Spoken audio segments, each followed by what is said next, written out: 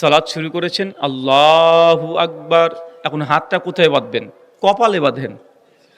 এখন নাভির ওপরে হবে না নিচে হবে না পেটের উপরে হবে না পিছনে হবে না কপালে হবে? একজন বলছে দেখেন বুকের উপরে বাঁধবে মেয়েরা আর পুরুষরা বাঁধবে নাভির নিচে, তাই না? তা আমি তাকে প্রশ্ন করলাম, ভাই যদি হিজরা হয় ভোট দেওয়া কি যাবে কি যাবে না? শোনেন, গণতন্ত্র ডেমোক্রেসি হারাম শিরিক। কি বললাম? হারাম এবং শিরিক।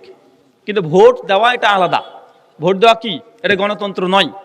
গণতন্ত্রের কয়েকটা জিনিস নিয়ে সম্পূর্ণ সিস্টেম চলে। ভোট দেওয়া যাবে কি যাবে না যদি বলেন, তো ভোট দেওয়া কখনো জায়েজ হয়, কখনো বাধ্যতামূলক হয়, কখনো শিরিক হয়, কখনো হারাম হয়। কথা বুঝতে পারলেন? কি বললাম বলেন তো ভাইজান? ভোট দেওয়া কখনো জায়েজ, কখনো বাধ্যতামূলক, কখনো শিরিক, কখনো হারাম। একটা উদাহরণ দিয়ে বুঝতে পারবেন। কি বলেন ভাবি? লাল শাড়ি নেবেন নাকি? ঠাট্টা ইয়ারকি ফাজলাম যদি করেন, রসিকতা করেন, জায়েজ হবে না। আপনার কাস্টমার হিসেবে ব্যবহার করছেন, তার সঙ্গে যেন যথেষ্ট পর্দা, চোখের হেফাজত এগুলো যেন থাকে। মসজিদ থেকে 200 গজ দূরে সাউন্ড সিস্টেমের মাধ্যমে মসজিদের ইমামের নেতৃত্বে জামাত করতে পারবে কি পারবে না? মেয়েরা কি তালিম করতে যেতে পারবে? 6টা শর্তে পারবে। কয়টা শর্ত? 6টা। এক, আজকে যে বিষয়ে গুরুত্বপূর্ণ আলোচনা হবে, আলোচ্য বিষয় ইবাদত তথা আমল কবুল হওয়ার শর্ত। কি বললাম বলেন তো? আমরা যেসব ইবাদত করি, কম বেশি আমরা ইবাদত করি, গোটা বিশ্ব জগতে যতগুলো ধর্ম আছে সমস্ত ধর্মের মধ্যে যদি দেখা যায় যে মোটামুটি আমরা মুসলমানরা শতকরা 90% মুসলমানরা নামাজ পড়ি না। তারপরে গোটা বিশ্ব জগৎকে যদি আমরা ধর্মের দিকে দৃষ্টিকোণ থেকে দেখি, তারপরে যতটুকু বোঝা যায় যে মুসলমানরা যতটুকু ধর্ম পালন করে অন্য ধর্মের অনুসারীরা ততটুকু করে না। করে কি করে না? তারা ততটুকু করে না। আমরা অন্ততপক্ষে দেখা যায় না কম বেশি আমরা ইবাদত করি, আমল করি। সারাদিন হোক একবার হলো আমরা কেউ সালাত আদায় করি বা ধর্মের দৃষ্টিকোণ থেকে কোনো একটা আমল আমরা করি। কিন্তু মনে রাখবেন চাচা, ইবাদত করলেই যে আল্লাহ কবুল করবে এর কোনো নিশ্চয়তা নাই। আমি আপনি ইবাদত করছি, আজকে অনেক দান করেছেন আপনারা, মাশাআল্লাহ। আল্লাহ সুবহানাহু ওয়া তাআলা আপনাদের এই হস্ত হাত দানের হাত আরো প্রসারিত করে দিক, আমিন।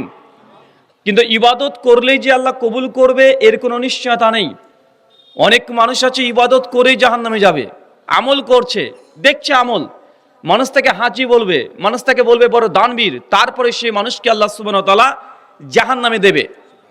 মানে ইবাদত হবে আমাদের জাহান্নামে যাওয়ার রাস্তা। আর ইবাদত এটা বিহীন কোন মুসলমান মুমিন কখনো স্বর্গ তথা জান্নাতে যেতে পারবে না। তার মানে আমাদের জানা অবশ্যই অলঙ্ঘনীয় দায়িত্ব, 1 টাকা দান করার পূর্বে, একটা রুকু, একটা সিজদা দেওয়ার পূর্বে যে কোন ভাবে কিভাবে ইবাদত করলে আল্লাহ কবুল করেন, আর কোন ইবাদত আমরা যদি করি আল্লাহ সুবহানাহু ওয়া তাআলা ওই ইবাদতের দরুন আমাদেরকে জাহান্নামে দেবে। জানার দরকার আছে না নাই? আমরা মনে করি যে ইবাদত করব, আল্লাহ কবুল করে নিল, কোরআন হাদিসে থাক চাই না থাক, যা চলছে তাই করব, মানুষ এটাই মনে করে। চলেন এ বিষয়ে কোরআনুল কারীম হাদিসে মোবারকা থেকে কিছু আপনাদেরকে বোঝাই, যেন ইবাদত করার পূর্বে এই শর্তগুলো আপনি পূরণ করেন কি করেন না। যদি শর্ত পূরণ না হয়, আপনি 1 কোটি টাকা দান করলেও আল্লাহর দরবারে 1 টাকাও যাবে না, বরং এই দানটাই আপনাকে জাহান্নামে নিয়ে যাবে। আচ্ছা চাচা বলেন তো, আপনি আজকে বিসমিল্লাহ বলে একদম পুকুরে মারলেন ঝাঁপ, উঠে বলছেন যে অজু হয়ে গেছে, অজু হবে? আচ্ছা কেউ যদি এইভাবে অজু না করে 1 কোটি টাকার নামাজ পড়ে, আল্লাহ তার নামাজকে কবুল করবে? কেন করবে না? নামাজ তো পড়েছে, কিন্তু নামাজ বা সালাত আদায়ের পূর্ব শর্ত হচ্ছে কি? অজু বিশুদ্ধ হতে হবে। এখন অজু মানে এটা নয় যে আপনি হাত মুখকে নিজের মতো মন মতো ধুয়ে নেবেন আর আপনার অজুটা হয়ে যাবে। কেউ যদি যুক্তি দিয়ে বলে আরে অজুর সময় তোমরা হাত মুখ ধুই, এটাই তো অজু, তা আজকে বিসমিল্লাহ বলে পুকুরে ঝাঁপ দিলে কেন অজু হবে না? ভাই এই যুক্তি এখানে চলবে? কথা বলেন না কেন? অজু একটা সিস্টেমের নাম, একটা ধারাবাহিকতার নাম। আপনি যদি আগে যদি মাথা ধুয়ে নেন, শেষে যদি পা ধন, তারপরে অজু হবে না। কেন? ইসলাম যে নিয়ম দিয়েছে হুবহু সেই নিয়ম যখন আপনি প্রতিপালন করবেন তখন হবে সেটা ইবাদত। আর মনের মতো করবেন এটা ইবাদত নয়। কেন? ইবাদত হবে আল্লাহর জন্য। কার জন্য? ইবাদত হয় আল্লাহর জন্য। আর ইবাদত কিভাবে করব, এটাকে আমাকে দেখে করবেন? হুজুর বা পীর সাহেব যেভাবে করতে বলেছে ওইভাবে করবেন না। ইবাদত হবে রাসূলের নিয়মে। কার নিয়মে? আমরা কালেমায়ে শাহাদাতের দুটো অংশ পাঠ করি। একটা হচ্ছে লা ইলাহা ইল্লাল্লাহ, মানে আল্লাহ ছাড়া কোনো সত্য মাবুদ নেই। আর তারপরে আমরা বলছি ওয়ান্না মুহাম্মাদুর রাসূলুল্লাহ, এরপরে সাক্ষ্য দিই যে মুহাম্মদ সাল্লাল্লাহু আলাইহি সাল্লাম আল্লাহ রসুল। তো রসুলের দায়িত্বটা কি? রসুলের দায়িত্ব কি? যে সেই আল্লাহর ইবাদত কিভাবে করব, উনি এ টু জেড কমপ্লিট পরিপূর্ণ সম্পূর্ণভাবে আমাদেরকে দিয়ে যাবেন। নিজের মন মতো মর্জি মতো ইবাদত করলে আল্লাহ ইবাদত কবুল করবেন না।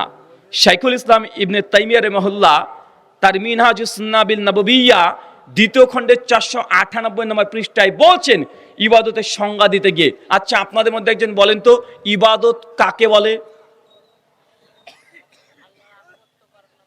মাশাআল্লাহ, একজন বলেছে আল্লাহর আনুগত্য করার নাম হচ্ছে ইবাদত করা। আর কেউ বলতে পারবেন?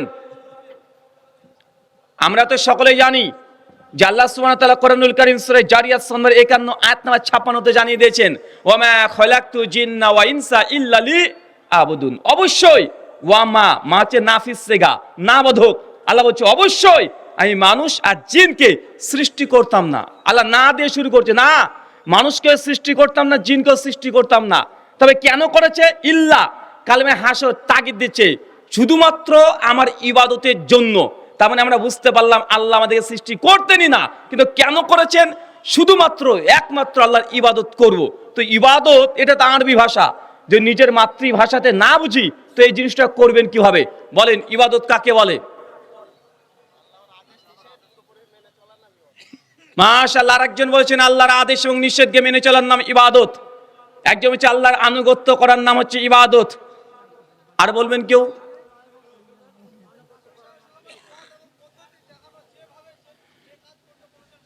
রাসূলের অনুকরণকে বিশ্লেষণ করে বলেছেন আলহামদুলিল্লাহ, আপনার যতজন উত্তর দিয়েছেন সবগুলো পারফেক্ট, কোনোটাই ভুল না। শাইখুল ইসলাম ইবনে তাইমিয়া রাহিমাহুল্লাহ বলছেন যে ইবাদত হচ্ছে ওই জিনিস যে মহান সত্তা আল্লাহ সুবহানাহু ওয়া তাআলাকে খুশি করার জন্য আল্লাহ যা আদেশ করেছে এইগুলোকে গ্রহণ করা, এটা যেমন ইবাদত। আর আল্লাহ যেগুলোকে নিষেধ করেছে ওটা ছেড়ে দেওয়া, এটাও ইবাদত। আমরা অনেকে মনে করি নামাজ পড়া শুধু ইবাদত, রোজা করা শুধু ইবাদত, হজ করা ইবাদত, যাকাত দেওয়া ইবাদত। ভাইজান অবশ্যই এগুলো ইবাদত, তবে এটা ইবাদতের পূর্ণ রূপ নয়। ইবাদতের বাকি অংশ আছে, আল্লাহ যেগুলোকে নিষেধ করেছে, নিষেধ আমি করব না। কথা কি বুঝতে পারলেন মনে হয়? আল্লাহ সুবহানাহু ওয়া তাআলা সুদ, রিবাকে হারাম ঘোষণা করেছে। সুনান তিরমিজির 2528 নম্বর হাদিস, আল্লাহ নবী বলেছেন কেউ যদি জেনে বুঝে 1 টাকা সুদ খায়, মায়ের সঙ্গে জিনা করলে যে পাপ, আপনি একাই সে পাপ করছেন। এখন আপনি জানা বোঝার পরে সুদ খাবেন না, তার মানে আপনি আল্লাহর ইবাদত করলেন কি করলেন না? মানে আপনি সুদ খাচ্ছেন, এটা কি? এটা আল্লাহর ইবাদত। কোনো কিছু না করা যেটাতে আল্লাহ খুশি হয়, আল্লাহ যেটা নিষেধ করেছে আপনি করবেন না, বর্জন করে দিবেন, এটা হচ্ছে এক ধরনের ইবাদত। নামাজ পড়াও যেমন ইবাদত, এদিকে সুদকে বর্জন করে দেওয়াও ইবাদত। অশ্লীল বাক্য প্রয়োগ করে আল্লাহ নবী বলেছেন কোন মুমিন কখনো অশ্লীল ভাষা প্রয়োগ করতে পারে না। এখন যদি আপনি গালিগালাজ অশ্লীল বাক্য প্রয়োগ না করেন, এটা ইবাদত করছেন কি করছেন না? এটা আপনি অবশ্যই ইবাদত করছেন। আল্লাহ সুবহানাহু ওয়া তাআলা কোরআনুল কারীম সূরা মাইদা আয়াত নাম্বার 90 বলছেন ইয়া আইয়ুহাল্লাযীনা আমানু ইন্নামাল খামরু ওয়াল মাইসির, নিশ্চয় মদ এবং জুয়া সবগুলো শয়তানের কাজ। কার কাজ? কার কাজ?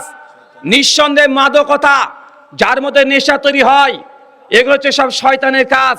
এখন আপনি জানেন যে মাদকতা যার মধ্যে আছে সেটা হচ্ছে নেশার অন্তর্ভুক্ত। কুল্লু মুস্কির খামরুন, যতগুলো আপনি খেলে নেশা হবে সবগুলোই মদের অন্তর্ভুক্ত। অতএব এগুলো হারাম যদি মেনে নেন, আজ যদি এই মাজলিস আলোচনার শেষে আপনি তৌবা করে ওঠেন আর বলেন আজ থেকে আর বিড়ি খাবো না, ভাই বলেন তো এটা ইবাদত হবে কি হবে না? অনেকে তো বিড়ি সিগারেট জর্দাকে নিশাই মনে করতে চায় না। অনেকে আবার বলে এরে হুজুর কি বলেন, বিড়ি সিগারেট জর্দা এগুলো হারাম, তার দলিল কোথায়? দলিল কোথায়? কোরআনে কি বিড়ি সিগারেট জর্দার কথা লেখা আছে? স্পষ্ট হতে লেখা নাই। তো বিড়ি সিগারেট জর্দা হারাম পেলেন কোথায়? ভাই বলে কি বলে না? আচ্ছা, কোরআন মাজিদে যদি প্রত্যেক নেশার নাম স্বতন্ত্রভাবে আল্লাহ ধরে ধরে বলতেন, তাহলে যতটা কোরআন মাজিদ দেখছেন এর চাইতে ডবল শুধু কিতাবই হয়ে যেত শুধু নেশার নামে। হতো কি হতো না? কারণ পৃথিবীতে কত রকমের ডিজাইনের নেশা আছে, আছে না নাই?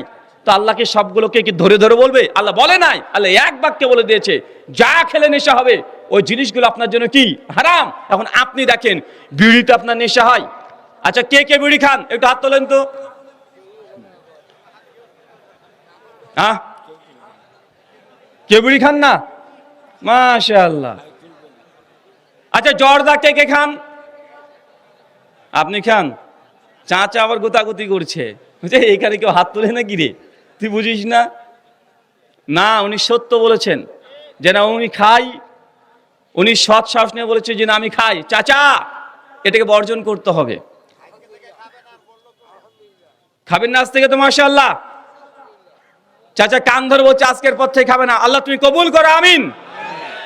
আমাদের আলোচনা সবাই একজন যদি হেদায়েত পায়, একজন, সহিহ মুসলিমের হাদিস আল্লাহ নবী বলছেন একটা মদিনায় লাল উটের চাইতো এটা মূল্যবান। আজকে আলোচনা সভাতে যত খরচ হয়েছেন, যদি আজকের আলোচনা থেকে একজন হেদায়েত পায় লাল উটের চাইতো মূল্যবান, ভাই এটাই কি যথেষ্ট নয়? চাচার জন্য দোয়া করবেন যে আল্লাহ সুবহানাহু ওয়া তাআলা চাচাকে যাবতীয় নেশাগ্রস্ত জিনিস থেকে দূরে রাখে আর ইমানি তারাক্কি বেশি বেশি দান করে চলে পড়ি, আমিন। আচ্ছা কে কে আর খান একটু হাত তোলেন। সিগারেট কে খান?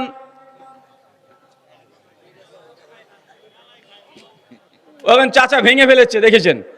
মাশাআল্লাহ, চাচা ভেঙেও ফেলেছে, আলহামদুলিল্লাহ। আল্লাহ তুমি কবুল করো, আমিন। চাচা রিজিকে তুমি বারাকা দান করো, আমিন। চাচা যদি ঋণগ্রস্ত থাকে আল্লাহ সুবহানাহু ওয়া তাআলা তুমি আর রাজ্জাক, তুমি রিজিক দাতা, চাচার জন্য তুমি তার যাবতীয় যত রকমের ঋণ আছে গজব আযাব থেকে তুমি পরিত্রাণ দান করো, আমিন। আমাদের আলোচনাতে একজনই দরকার, সবাই হেদায়েত পাবে এমনটা নয়। 1000 মানুষের মধ্যে মাত্র একজন হেদায়েত পাবে। সূরা জুমার 17-39 আয়াত নাম্বার 18 তে আল্লাহ সুবহানাহু ওয়া তাআলা বলছেন আল্লাযীনা ইয়াসতামিউনাল কল, যারা মনোযোগ দিয়ে কথা শ্রবণ করে। বলেন তো আল্লাহ কি বলছে? আল্লাহ কি বলছে? আল্লাযীনা ইয়াসতামিউনাল কল ফায়াত্তাবিউনা আহসানা উলাইকা আল্লাযীনা হাদাহুমুল্লাহ উলাইকা হুম উলুল আলবাব। যারা মনোযোগ দিয়ে কথা শ্রবণ করে, তার মানে আমাদের কথা শুনতে হবে। শুনবেন কি শুনবেন না? অনেক মানুষ আছে দূর থেকে বলে দেখেন ওদের মজলিসে যাবেন না, কেন? ওরা হচ্ছে ইহুদিদের দালাল, ওরা ইংরেজদের দালাল, ওরা ওয়াহাবি, ওরা লা মাযহাবি, ওরা গায়ের মুকাল্লিদ, অতএব ওদের আলোচনায় যাবেন না। বলে কি বলে না? অথচ আল্লাহ বলছেন যারা মনোযোগ দিয়ে কথা শ্রবণ করে। চাচা এলাকায় যদি একজন হিন্দু পণ্ডিত এসেও যদি বলে, কোরআন মাজিদের একটা আয়াত দিয়ে বলে যে সুদকে হারাম করেছে, হোক লোকটা হিন্দু, তারপরে মানা যাবে কি যাবে না? মানতে হবে কি হবে না? কথা কে বলছে এটা গুরুত্বপূর্ণ নয়, কার কথা বলা হচ্ছে এটাই গুরুত্বপূর্ণ। একজন কাফের এসেও যদি বলে যে দেখেন আপনাদের এলাকায় সুদ আছে, জুয়া আছে, ঘুষ আছে, অথচ তোমাদের কোরআনে তোমাদের নবী হাদিসের মধ্যে নিষেধ করেছে, তারপর তোমরা মুসলমান কেন খাও? ভাই ওই লোকটা হিন্দু হলেও তার কথা মানবো কি মানবো না? কিন্তু অনেক মানুষ দূর থেকে বসে আছে যে না ওদের আলোচনাতে যাওয়া যাবে না, ওদের মাযহাব আলাদা, আমাদের মাযহাব আলাদা। অতএব আল্লাহ বলছেন কথা আগে শোনেন, কথা না শুনলে কে ঠিক কে বেঠিক আপনি বুঝবেন কিভাবে? আমার কথা মানতে হবে না সবগুলো। আল্লাহ কোরআনে বলছে না যে বক্তা যা বলবে সব মেনে নাও, আল্লাহ শর্ত বেঁধে দিয়েছে। প্রথম বলছেন আল্লাযীনা ইয়াসতামিউনাল কল, যারা মনোযোগ দিয়ে কথা শ্রবণ করে, ফায়াত্তাবিউনা হাসানা, শোনার পরে বক্তার সব কথা মানবে না, বক্তার মধ্যে থেকে যে দামি দামি কথাগুলো বলবে, উত্তম কথাগুলো বলবে, সেইগুলো যারা মানবে, মানে বক্তার সব কথা মানা যাবে? বক্তার কোন কোন কথা মানতে হবে? আল্লাহ শর্ত দিচ্ছেন আহসানা, উত্তম কথা। এখন বলেন তো কোনটা উত্তম কথা? এখন যদি একটা গজল বলি এটাই কি উত্তম কথা হবে? যদি একটা সুন্দর দেখে গল্প বলি এটাই কি উত্তম কথা হবে? সুন্দর দেখে একটা গান বলি, জোকারি করি, তাহলে কি উত্তম কথা হবে? না। উত্তম কথা কি? এটা হাদিসে আছে, সে মুসলিম হাদিস নাম্বার 850 আল্লাহ নবী বলছেন ফাইন্না খায়রাল হাদিসি কিতাবুল্লাহ, সবচেয়ে দুনিয়াতে উত্তম কথা সেটা আল্লাহর কিতাবের কথা। কার কথা? কার কথা বলেন? আল্লাহর কোরআনের কথা হচ্ছে উত্তম কথা। যদিও এই কথা আপনার নিজের বিরুদ্ধে চলে যায়, আপনার বাপের বিরুদ্ধে যদি চলে যায়, রাষ্ট্রের বিরুদ্ধে যদি চলে যায়, তারপরেও কোরআনের কথাটা উত্তম কথা এবং ঈমান রাখতে হবে, জজবা রাখতে হবে, তবেই আপনি পরকালে নাজাত পাবেন। নচেত ঈমানের টেস্ট এটা আপনি কোশ্চিন কালে বুঝতে পারবেন না। আল্লাহ নবী তারপরে বলছেন ওয়া খায়রাল হাদি হাদি মুহাম্মদ সাল্লাল্লাহু আলাইহি সাল্লাম, এরপর দুনিয়াতে সবচেয়ে দামি কথা সেটা নবী মুহাম্মদ সাল্লাল্লাহু আলাইহি সাল্লামের কথা। ইনশাআল্লাহ মানবো তো? নিজের বিরুদ্ধে গেলেও মানবো তো, যে সমাজের বিরুদ্ধে চলে যায়, তথাকথিত ইবাদত আমলের বিরুদ্ধে চলে যায়, নিজেদের আকীদার বিরুদ্ধে চলে যায়, যদি মানার যদি নিয়াত করেন তবেই আল্লাহ বলছে উলাইকা আল্লাযিনা হাদাহুমুল্লাহ, যাদের মধ্যে শোনার ক্ষমতা আছে, যারা ধৈর্য ধারণ করে শুনতে পারে এবং শোনার পরে ভালো মন্দ বিচার করে হকটাকে গ্রহণ করে, আমি আল্লাহ মূলত তাকেই হেদায়েত দিয়ে থাকি। আল্লাহ যাকে তাকে হেদায়েত দেয় না, আল্লাহর কাছে হেদায়েতের অভাব নেই।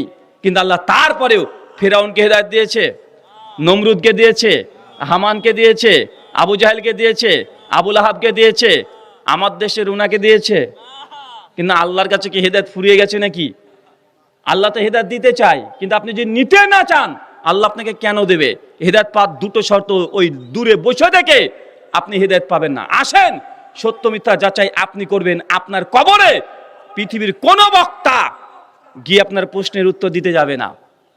যাবে নাকি চাচা? আমি আজকে বড় বড় কথা বলে দিয়ে চলে যাচ্ছি, কালকে যদি কেউ মরে আমি কি তার কবরে ঢুকে ফেরেশতা যখন 3টে প্রশ্ন করবে অ্যান্সার দেবো আমি? না, কেউ দেবে না। আপনার উত্তর আপনাকে বেছে বেছে বলতে হবে সেই দিন। তাই যাচাই করা এটা আপনার দায়িত্ব। যদি শুনে শুনে শুনে শুনে শুনে যদি ধর্ম করতে চান তাহলে কবরে গিয়ে ধরা পড়ে যাবেন। কেন? কোনো পীর বাবাও যাবে না, আমার মতো কোনো বক্তাও যাবে না, কোনো শাইখুল হাদিসও যাবে না। যাবে না কি কথা বলেন? তো আপনি এতটুকু কেন বুঝেন না? ধর্মটা প্রত্যেক মানুষের জন্য, এটাকে আপনাকে বিশ্লেষণ করে দেখতে হবে। বাজারে হাজার রকমের তরি তরকারি সবজি থাকে, হাজার রকমের মাছ থাকে, আপনার যেটা পছন্দ আপনি বেছে বেছে সে জিনিসগুলোকে কিনছেন, ভালো মন্দ সব বুঝেন। আর ধর্মের বেলায় বাপ দাদা করে আসছে এটাই করব, বা এটা দলিল হলো? আরে এই কথা তো মানুষ বলে। চাচা এখনই যদি আপনাকে বলি যে আপনি ফরজ নামাজের পরে মুনাজাত এলাকাতে হয়, হয় মুনাজাত হয়? আচ্ছা, কারা হজ উমরা করতে গিয়েছেন একটু হাত তুলেন তো। একজন, মাশাআল্লাহ, দুইজন, তিনজন, চারজন, অনেকেই আছে।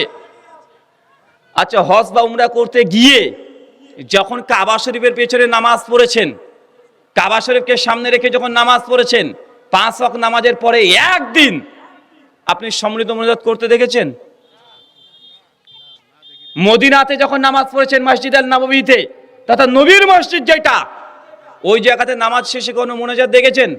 কিন্তু আপনাকে এখনই যদি বলে চাচা এই যে আপনি যে কাজটা করছেন না, মুনাজাত বাংলাদেশে প্রচলিত আছে, বিশেষ করে ভারত, বাংলাদেশ, পাকিস্তান 3টে জায়গায় প্রচলিত আছে। ভারত, বাংলাদেশ, পাকিস্তান মানে একই জায়গা। এটা তো 47 পরে আলাদা হয়ে গেছে।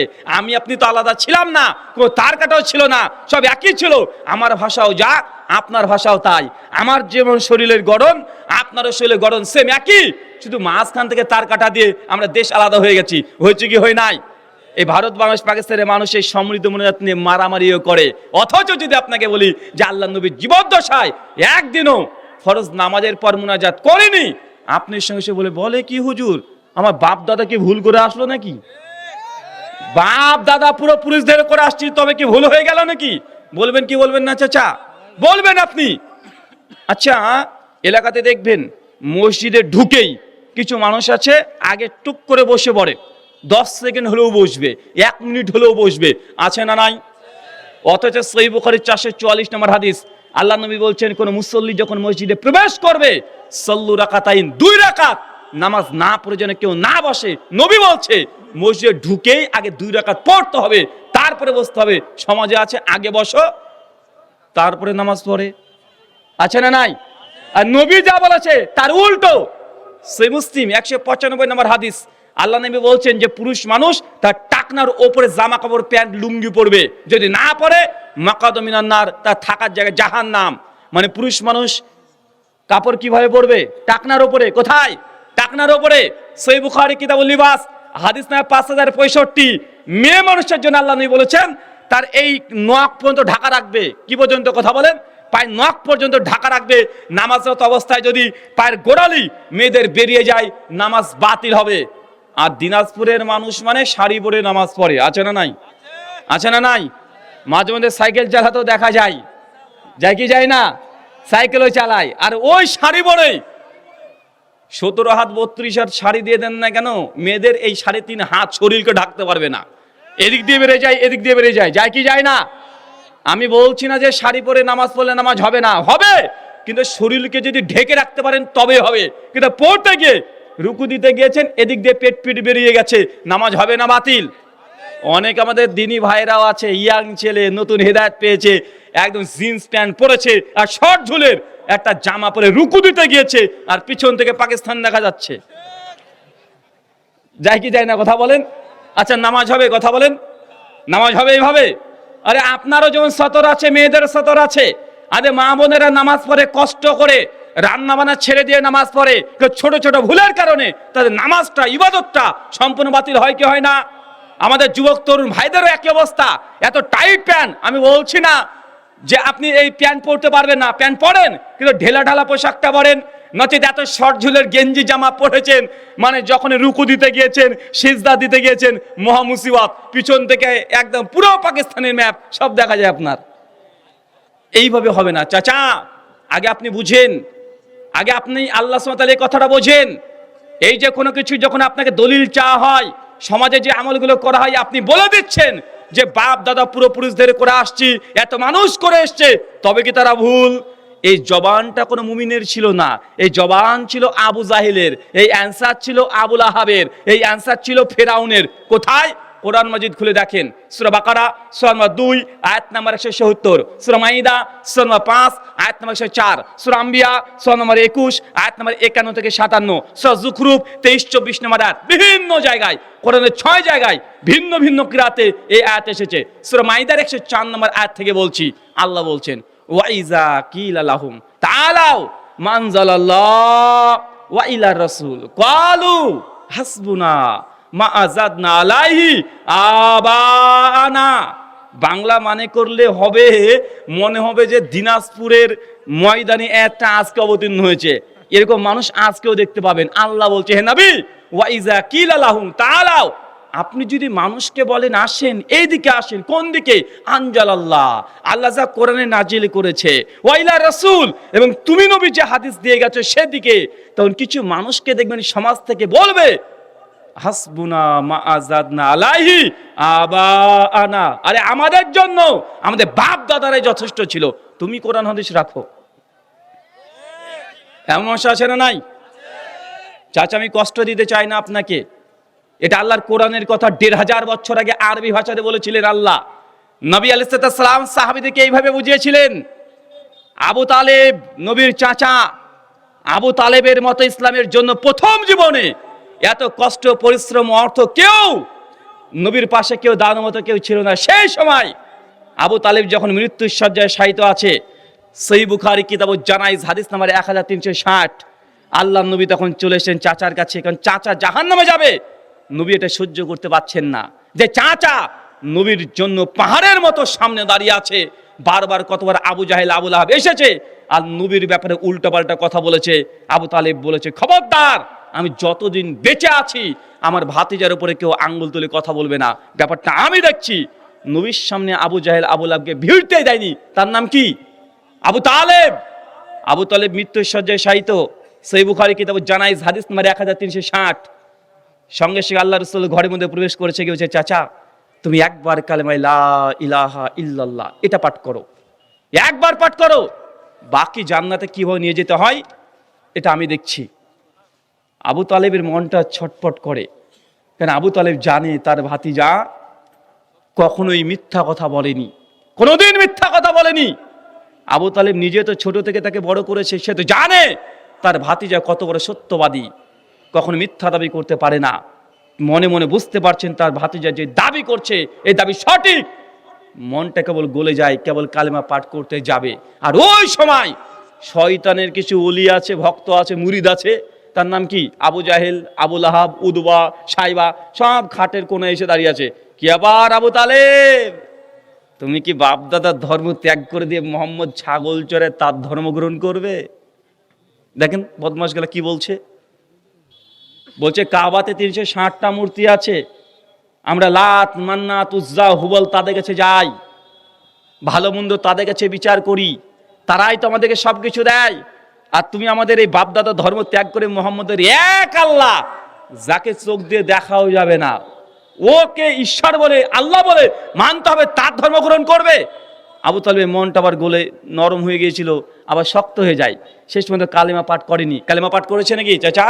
কালেমা পাঠ করেছে না। এখন বলেন তো আবু তালিব জান্নাত না জাহান্নাম? সে মুসলিম কিতাবুল ঈমান বাব শাফাতুন নবী হাদিস না 398।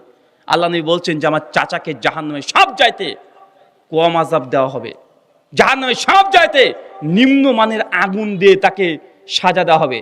তার পরিমাপ কি আপনারা সকলেই জানেন।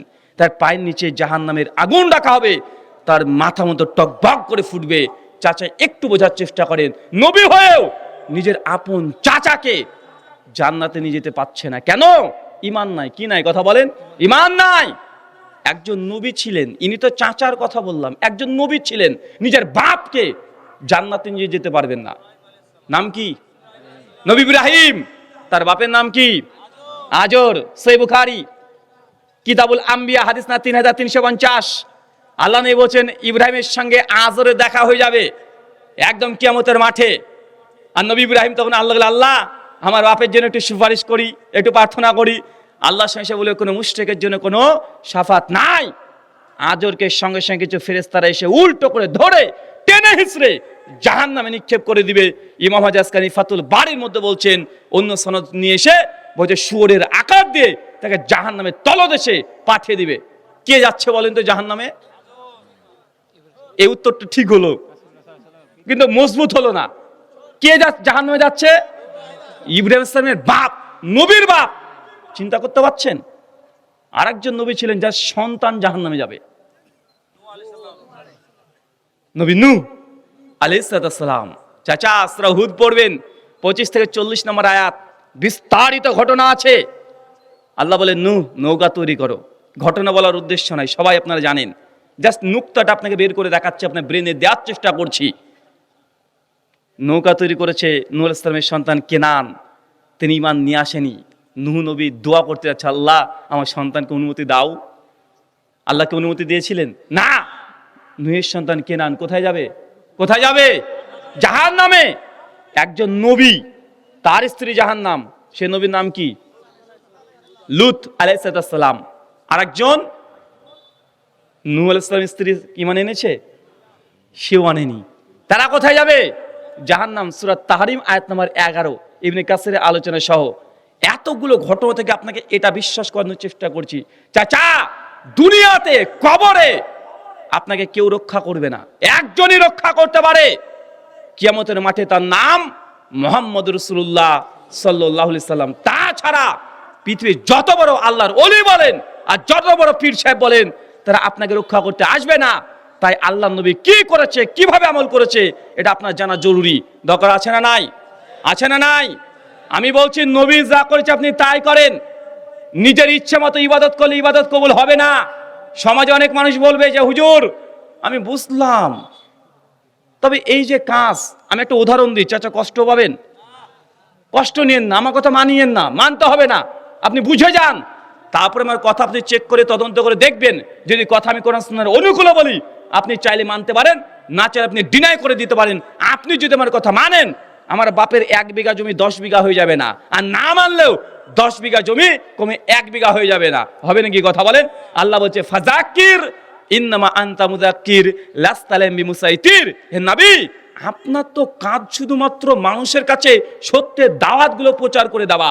আপনাকে দারোগা রূপে প্রেরণ করি নাই যে জোর করে আপনি ঈমান আনাবেন, মানুষকে পিটিয়ে তাকে ইসলামে নিয়ে আসবেন, এটা তো আপনাকে এই অধিকার দিই নাই। তো নবীর যদি অধিকার না থাকে যে কাউকে জোর করে ইসলাম নিয়ে আসা, ভাই আমি তো তার একজন উম্মত, আদনা আছে একজন উম্মত, আমার কি অধিকার আছে? কথা বলেন। সূরা গাশিয়া আয়াত নম্বর 20 এবং 21 আল্লাহ স্পষ্ট জানিয়ে দিয়েছে, কথা শোনেন, আপনাকে কথা মানতে হবে না, তদন্ত করেন। মৃত্যুর আগ পর্যন্ত যদি তদন্ত না শেষ হয়, আল্লাহকে বলবেন আল্লাহ হুজুরদের কাছে কথা শুনেছি, সব হুজুরের কাছে আমি সত্য অনুসন্ধান করতে গেছি, তার আগেই তুমি আমাকে মৃত্যু দিয়ে দিয়েছো, কিন্তু আমি চেষ্টা করেছি। নিয়াত যদি থাকে আল্লাহ কবুল করবে কি করবে না? কিন্তু আপনি যদি গোড়ামি করেন আবু জাহেলের মতো, যদি আবু জাহেলের মতো আপনি গোড়ামি করেন, তাহলে কি আল্লাহ আপনাকে ক্ষমা করবে? আল্লাহ আপনাকে ক্ষমা করবে না। তাই মনটাকে উদার রাখেন, খোলা রাখেন, আল্লাহর কাছে দোয়া করেন, আল্লাহ দুনিয়াতে এতগুলো ইসলামের নামে দল তৈরি হয়ে গেছে যেটা হকপন্থী, আমি সেই আমল যেন রসুলের তরিকাতে করতে পারি, তুমি আমাকে কবুল করো। এই দোয়া করবেন, সবসময় করবেন তো ইনশাআল্লাহ। আপনি দোয়া করেন, রাব্বে কারিম আপনার এই দোয়া ইনশাআল্লাহ কবুল করবে। আল্লাহ তুমি কবুল করো, আমিন। সম্মানিত শুধু আলোচ্য বিষয় ইবাদত কবুলের শর্ত। ইবাদত কবুলের 6টা শর্ত বলবো। কয়টা? টোটাল 6টা বলবো, খুবই সংক্ষিপ্ত, লম্বা আলোচনা করব না। আর আলোচনার শেষে প্রশ্ন উত্তর থাকবে, যাদের প্রশ্ন করার প্রয়োজন আছে। আর আমার আলোচনায় যদি কোনো ভুল তথ্য দিই, আপনারা প্রশ্ন করতে পারবেন, বা আমার ভুল হতে পারে কি পারে না। আমি বক্তা হয়ে গেছি বলি কি আমার ভুল হবে না? আরে আমার ভুল হবে, নিশ্চিত হবে, 100% হবে। নবী বলছেন সুনান তিরমিজি হাদিস না 2499, কুল্লু বানি আদম খাত্তাউন, প্রত্যেক আদম সন্তান ভুলকারী। আদম সন্তান আমি কি না? বক্তার আদম সন্তান কি সন্তান না? তো বক্তা যদি আদম সন্তান হয়, বক্তার ভুল হবে কি হবে না? আরে আমারও ভুল হবে। আপনি আমার ভুলগুলোকে নোট করেন, যে আমার ভুল ধরে দিতে পারবেন তাকে 500 টাকা গিফট দেবো। রেডি তো ইনশাআল্লাহ? আমার কথার মধ্যে যদি তথ্যতে যদি ভুল পান, সঙ্গে সঙ্গে প্রশ্ন উত্তর পড়বে, বলবেন রুহুল আমিন ভাই আপনি এই তথ্যটা ভুল বলেছেন। ভুল যদি প্রমাণ হয়ে যায়, ইনশাআল্লাহ আপনাকে 500 টাকা আমি দেব। কেন? ভরা মজলিসে কোনো হুজুর যদি ভুল করে, ভরা মজলিসে ধরিয়ে দিতে হবে। আমি ভুল করব ভরা মজলিসে, আপনি ঘরের কোনায় গিয়ে যদি ভুল ধরিয়ে দেন তো শুধরালাম আমি, কিন্তু আমার দ্বারা যে হাজার হাজার মানুষ ভুল তথ্য নিয়ে বাড়িতে যাচ্ছে, এর দায়ভার কে নিবে? ইসলাম গোপনে বলেনি আপনাকে। জামাতে নামাজ পড়ছেন, ইমাম সাহেব কিরাতে মিস্টেক ভুল করে দিয়েছে, বাড়িতে গিয়ে লুকমা দিবেন নাকি? কোথায় লুকমা দিবেন? কোথায় দেবেন? আরে সবার সামনে দিবেন। মক্কার ইমামের পেছনে নামাজ পড়ছেন, সেও যদি ভুল করে, আর আপনি বাংলাদেশের ঠাকুরগার একজন সাধারণ একজন কোরআনের হাফেজ, আপনি কি বলবেন? বাবা শেখ সুদাইস পড়ছে, আমি ভুল ধরেছি, আপনি লুকমা দেবেন না? দিতে হবে। ইসলাম আমাদেরকে এটাই শিখিয়েছে, এর মধ্যে কোনো অহংকার নেই।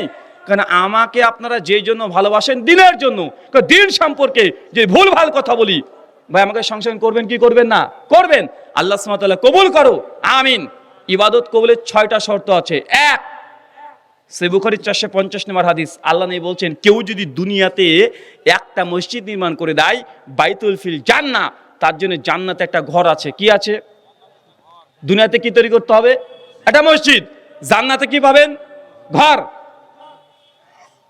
যদি নরেন্দ্র মোদী সরকার 1 লাখ তৈরি করে দেয় মসজিদ, কেন? কোন খ্রিস্টান যদি 1 কোটি মসজিদ তৈরি করে দেয় দুনিয়াতে, চাচা হবে? কেন হবে না? মুশরিক বেদিন, তাই না? কিন্তু আল্লাহ নবী তো বলছেন কেউ যদি দুনিয়াতে একটা মসজিদ তৈরি করে দেয়, তার জন্য জান্নাতে কি আছে? ঘর। কিন্তু অমুসলিমরা যদি সেম একই কাজ করে, তারা এই বেনিফিট, এই ফজিলত কেন পাবে না? কারণ কি? কি নাই? ঈমান। তার মানে ঈমানবিহীন যদি কেউ ইবাদত করে, আল্লাহ কবুল করবে?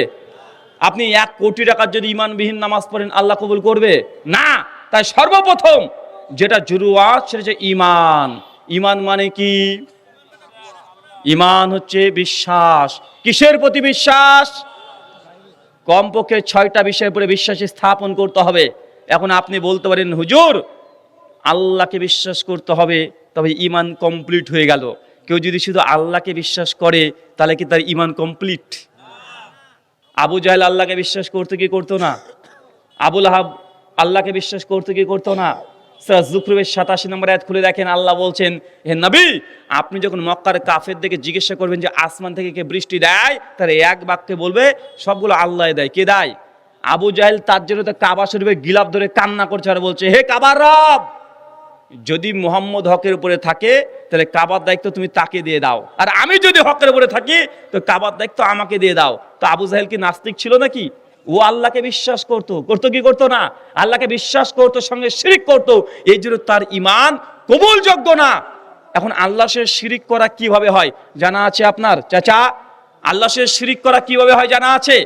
আমরা মনে করি শুধুমাত্র যে মূর্তি পূজা করা এটাই শিরিক, কিন্তু এটা ছাড়াও যে অনেকগুলো শিরিক আছে, অনেকে মানুষ আমরা জানি না। ছোটখাটো কয়েকটা শিরকের কথা বলি, বড় বড় বাদ দেন। আচ্ছা সকালবেলায় দোকান যাদের আছে, কার কার দোকান আছে একটু হাত তুলি তো।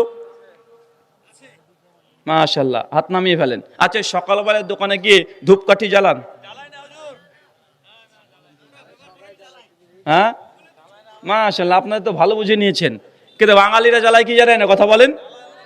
এবং কি দিয়ে জ্বালায়? ধূপকাঠি জ্বালায়। আর দোকানে এই মাথায় একবার, ওই মাথায় একবার, কপাল একবার ঠাকায়, ক্যাশ বাক্সে একবার ঢোকায়, আছে না নাই? কথা বলেন। ও মনে করছে যে ধূপকাঠি জ্বালিয়েছি আজকে ইনকাম বেশি হবে। আরে ভাইজান, ধূপকাঠি তৈরি হয়েছে গোবর দিয়ে। কি দিয়ে কথা বলেন? গোবর দিয়ে আর কিছু জিনিস দিয়ে। কারণ হিন্দু দাদাদের এটা বিশ্বাস, গোবর হচ্ছে পবিত্র জিনিস, গরু হচ্ছে মা, আর মায়ের থেকে 5 অঙ্গ যা বের হয় সব পবিত্র। তাই হিন্দু দাদারা এই ধূপকাঠিকে তারা পবিত্র মনে করে, তাই তারা ধূপকাঠি দিয়ে তার বরকত হাসিল করার চেষ্টা করে। আপনি তো মুসলমানের বাচ্চা, আপনি গরু বাচ্চা হলেন কবে? আপনি ধূপকাঠি নিয়ে দোকানে এই মাথায় ওই মাথায় চারিদিকে ছুটে বেড়াচ্ছেন, আর আপনি মনে মনে এটা বিশ্বাস করছেন আজকে ধূপকাঠি দিয়েছি মানে আজকে বেচাকেনা বেশি হবে। কোনোদিন যদি সকালে ধূপকাঠি দিতে ভুলে যান, মনে হচ্ছে যে আজকে বেচাকেনা কমে গেল, মনে করেন কি করেন না? যদি এরকম শয়তান ওয়াসওয়াসা দেয়, জেনে রাখবেন আপনি শিরিক করে ফেলেছেন। কিসের সঙ্গে? আল্লাহর সঙ্গে। আল্লাহ রাজ্জাক, আল্লাহ যে রিজিক দাতা, আল্লাহর এই সিফাতের সঙ্গে শিরক করেছেন। আপনি ভাবছেন যে আল্লাহ তো রিজিক দেয়, তো দেয়, ধূপকাঠিও একটু দেয়, তার জন্য ধূপকাঠির উপর বিশ্বাস করে ফেলেছেন। আছে না নাই কথা বলেন? দেখা যায় কি যায় না? এটা আপনি করেন। আচ্ছা, আপনার ছেলেটা পড়াশোনা করে, হঠাৎ করে ভূগোল বইয়ের উপরে পা লেগে গেছে, টাচ হয়ে গেছে অজান্তেই, মা তখন যাই প্রণাম কর প্রণাম কর প্রণাম কর, প্রণাম করছে ছেলে। আছে না নাই? আচ্ছা, মাকে জিজ্ঞাসা করেন যে কেন প্রণাম করবে, কেনই বা প্রণাম করতে বললে? মা বলবে যে কেন যে বলে, সবাই তো বলে আমিও বলি। আসলে এটা এসেছে আমাদের ওইখান থেকে এখানে চলে এসেছে। কিভাবে এসেছে? হিন্দু দাদারা মনে করে যে বিদ্যার দেবীর নাম হচ্ছে সরস্বতী, মা সরস্বতী। এখন বিদ্যার বইয়ে যদি পা লেগে যায় তো মা সরস্বতীর অপমান করা হয়। কার অপমান করা হয়? মা সরস্বতীর অপমান করা হয়। এই জন্য তারা প্রণাম করে কাফরা আদায় করছে। তো আপনার সঙ্গে সরস্বতীর সম্পর্ক কি? আরে আপনি তো মুসলমান, আপনি তো পবিত্র। এই যদি যখন জ্ঞান অর্জন করতে চাইবেন, আল্লাহ তো আপনাকে কোরআনের দোয়া শিখে দিয়েছে, রব্বি জিদনি ইলমা। এই দোয়া মুসলমানের বাচ্চা বলবে, নচেত হিন্দু দাদাদের কাছ থেকে এই প্রণাম করে আপনি শিখেছেন। আছে না নাই? দেখা যায় কি যায় না? আচ্ছা, যখন বাচ্চা হচ্ছে এলাকাতে একটু ভালো করে লক্ষ্য করে দেখবেন, বুড়ি বুড়ি দাদি আছে, নানি আছে, দেখবেন একটা দেশলাই নিয়ে চলে আসে আর লোহার টুকরো নিয়ে এসে ওই ঘরের মধ্যে রেখে দেয়। কেন? জিন শয়তান ঢুকতে পারবে না। আছে না নাই কথা বলেন? দেখা যায় কি যায় না? আচ্ছা, গোটা বাড়িতে যে জানলা আছে গোটাটাই লোহার গ্রিল দিয়ে তৈরি করা, যে খাটের উপরে শুয়ে আছে ওটা লোহার। লোহা দিলেই নাকি আর মানে জিন শয়তান প্রবেশ করতে পারবে না। আরে ভাই, গোটা ঘরটাই তো টিন দিয়ে ঘেরা আছে, শয়তান আসবে কিভাবে? মানে এটুকু বুঝে না, মানে কত ছোট্ট ছোট্ট বিষয়, এতটুকু বুঝে না। আচ্ছা, মাঠে ঘাটে কাজ কারা করে? একটু হাত তোলেন তো দেখি, কৃষক মানুষ কারা আছেন? মাশাআল্লাহ অনেকে আছেন, হাত নামিয়ে ফেলেন। আচ্ছা আচ্ছা, দেখা যায় মাঠের মধ্যে তাকালেই যে একটা যেন ভাঙা হাড়ি, কালো কুচকুচে, দুটো চোখ এঁকে দিয়েছেন, ছেঁড়া একটা পাঞ্জাবি পরে দিয়ে এইভাবে একটা দাঁড়িয়ে আছে। ওটা কি চাচা? আচ্ছা, ওটা কাকতারুয়া না? আচ্ছা, শুধু কাকি তারে, আর কিছু নেই আপনার ভেতরে? হ্যাঁ, আপনার ভেতরে সে কাকতারুয়া তো না। আপনি মনে হচ্ছে ওইটা আছে মানে বেগুনের ভুঁই এখন নজর লাগবে না। চিন্তা করেছেন ভাঙা হাড়ির ক্ষমতা কত? আচ্ছা, এই যে রিজিক দেয় কে? রিজিকের মালিক কে? ভাঙা হাড়ি। তা আপনি ভাঙা হাড়িকে মনে করলেন? মুসলমান হিন্দু দাদারা তো অন্ততপক্ষে মূর্তি দেখতে মানুষের মতো, দেখতে সুন্দর লাগে, নারী মানুষ, 10-12টা হাত আছে, তাকে পুজো করে, ভগবান মনে করে, তার কাছে চাইলে কিছু চাই। আর মুসলমান দেখবেন এমন মানুষের কাছে গিয়ে চায় যে বেঁচেও নাই, মরা, কবরের মধ্যে আছে, ওর কাছে গিয়ে চাচ্ছে। আমি এই জন্য বারবার একটা কথা মনে পড়ে, যখন আমি ইন্ডিয়াতে থাকি সেই সময়তে দেখি যে আমাদের ওই ইন্ডিয়াতে শুধু মা আর মা, লক্ষ্মী মা, কালী মা, দুর্গা মা, সরস্বতী মা, জগদ্ধাত্রী মা, মনসা মা, যেদিকে তাকাবেন মা আর মা, চতুর্দিকে মা। বাংলাদেশে আসলে মনটা খারাপ হয়ে যায়, এখানে মা পাওয়া যায় না, সব বাপ, সব পীর বাবা। আছে না নাই কথা বলেন? তবে আমাদের এখানে একটা বাবা আছে, মিথ্যা কথা বলবো না, তার নাম হচ্ছে বোম্ভলে, নীলকণ্ঠ, রুদ্রা, মহেশ্বর, ভগবান শিব, তার 108টা নাম আছে। নাম কি? শিব। ও কিন্তু বাবা, কিন্তু এই বাবাও দেখবেন পায়ের তলে শুয়ে আছে, পাশে একটা ওই যে গাঁজাটা না, গাঁজা, ওই গাঁজা কলকি দেওয়া আছে, ছবি দেখেন নাই? মা কালী জিভ বের করে দাঁড়িয়ে আছে, আর পায়ের তলে কে আছে? বাবা শুয়ে আছে। বাংলাদেশের যত বাবা আছে দেখবেন জীবন্ত কোনো বাবা থাকে না, যা থাকে সব কবরের নিচে জীবিত অবস্থায়। কাউকে 1 টাকা দিয়ে বাবার সহযোগিতা করতে পারেনি, উনিকে মরার পরে 10 তলা বিল্ডিং করে দেয়। তা মুসলমান আমাদের ওই পারের চাইতে আপনারে ভাই কম কিসের? আমি মনে হয় সম্ভবত 2020 কি 21-এ সিলেটে গিয়েছিলাম। ওখানে কার মাজার আছে? শাহজালাল রহিমাহুল্লাহ, তার মাজারে গিয়েছি। আমি দেখতে গেছি যে কি হয় একটু দেখি তো। গিয়ে দেখছি কবর জিয়ারত করলাম, সালাম দিলাম। আমি যখন ঘুরে চলে আসতে যাচ্ছি, যখন ঘুরে চলে আসছি, পেছন থেকে তার একটা মাজারে খাদেম টেনে ধরেছে। আমি কি ব্যাপার, কি হলো, টানে কেন? একটু আর যাই বেয়াদবি করছেন কেন? আমি বেয়াদবি কোথায় করলাম? উনি বলছেন আপনি পাছা এইদিকে দিয়ে আসছেন কেন? বলছে আপনি যদি এইভাবে আসেন তো বাবার মাজারের পেছন দিকে আপনার পাছা হয়ে গেছে, এটা বেয়াদবি। এখন কি করে আসতে হবে? বলছে এভাবে উল্টো করে হেঁটে হেঁটে আসেন। নেন ঠেলা রোবট বানিয়ে দিল আমাকে। এখন আমাকে উল্টো উল্টে, ভাই আছে না নাই কথা বলেন, আছে না নাই? আমি অবাক। কিন্তু আমাদের চাচারা একটু কষ্ট পায় আমরা এই কথাগুলো বললে, যে আপনি হাক্কানি পীরের বিরুদ্ধে বললেন, তুমি জানো আমার পীর সাহেব কি করতে পারে, আমার পীর সাহেব এই করেছে ওই করেছে। একজন বক্তা বলছে বেটা খবরদার হাক্কানি পীরের বিরুদ্ধে বলিস না, আমার পীর এত বড় বুজুর্গ। কত বড় বুজুর্গ? বলছে আমি একদিন পীরের সঙ্গে গভীর রাত্রিতে ওয়াজ করে ফিরছিলাম। সে ভোলা, মানে সেই সময় পদ্মা নদী, মানে এই ব্রিজ আর ছিল না, তখন কি করতে হতো, নৌকোপথে আসতে হতো। গভীর রাত্রিতে আমি ফিরে আসছিলাম, হঠাৎ ঝড় বৃষ্টি শুরু হয়ে গেছে, রাত্রি 2টা 2:30 বেজে গেছে, ভয় পাচ্ছি, এত বিদ্যুৎ চমকায়, এত বড় নদী পার হবো কিভাবে? পীর সাহেবকে বললাম, পীর বাবা এখন কিভাবে এটা পার হবো? আমি চিৎকার দিয়ে দেখলাম, মাঝি ভাই, দেখছি কোনো মাঝি নেই, শুধু নৌকা পড়ে আছে। কি আমাদেরকে এখন এখন নিয়ে যাবে আমাদের অমুক জায়গাতে? কেউ নাই। তখন পীর সাহেব বলছে, বাবা তোর কাছে কি কোনো জায়নামাজ আছে? মুরিদ তখন বলছে, জি পীর বাবা আছে। সে জায়নামাজটা দিয়ে দিয়েছে। আমাকে বললো, তুই জায়নামাজে উঠে দাঁড়া, আর মনে মনে আমার নাম তুই জপ কর, আমার দিকে তোর কিবলা করে দেয়। তখন পীর সাহেব আর আমি দুজনই জায়নামাজে বসে দাঁড়িয়ে পড়েছি। পীর সাহেব শুধু আল্লাহ জিকির করছে, আর আমি পীরের জিকির করছি। কানেকশন দেখেছেন একদম? পীর সাহেব কাজ জিকির করছে, আল্লাহ জিকির করছে, আর মুরিদ কাজ জিকির করছে, পীর সাহেবকে স্মরণ করছে। বলছে একটু পর আমি দেখছি যে জায়নামাজ উঠতে উঠতে উঠতে উঠতে উঠতে নদী পার করে নিয়ে চলে গেল। আমি বলছি বেটা, যে এইভাবে আলোচনা করছে না, এ আলিফ লাইলা ছোটবেলায় অনেকবার দেখেছে। ও আলিফ লাইলা দেখে দেখে দেখে দেখে পীরের নামে কারামত লাগিয়ে এখন ওয়াজ করছে। দেখা যায় কি যায় না, কথা বলেন? মানে আলিফ লাইলাতে ওই যে দেখেছে কি যেন আগে হতো, এই জায়নামাজ উড়ে উড়ে নিয়ে চলে যায়, ঠিক ওই জিনিসকে ও কপি পেস্ট ঝেড়ে দিয়েছে।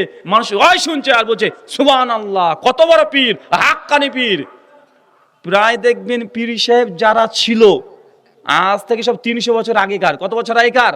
300 বছর আগেকার পীরদের শুধু বইয়ে কারামত আর কারামত, কারামত আর কারামত। অমক পীর মরা মানুষকে তাজা করেছে, অমক পীর 3 মাসের রাস্তা 3 দিনে পাড়ি দিয়ে চলে গেছে। মানে পীরদের একটা কমন কারামত ছিল আগেকার যুগে, কি যে পীর সাহেব কোনো না কোনো ভাবে একবার না একবার উড়েছে, মানে উঠতে পারতেন, এটা পীরের কারামত। মানে ভাবটা এমন, পীর সাহেব যদি উঠতে না পারে তাহলে সে পীরই না, এরকম একটা ভাব।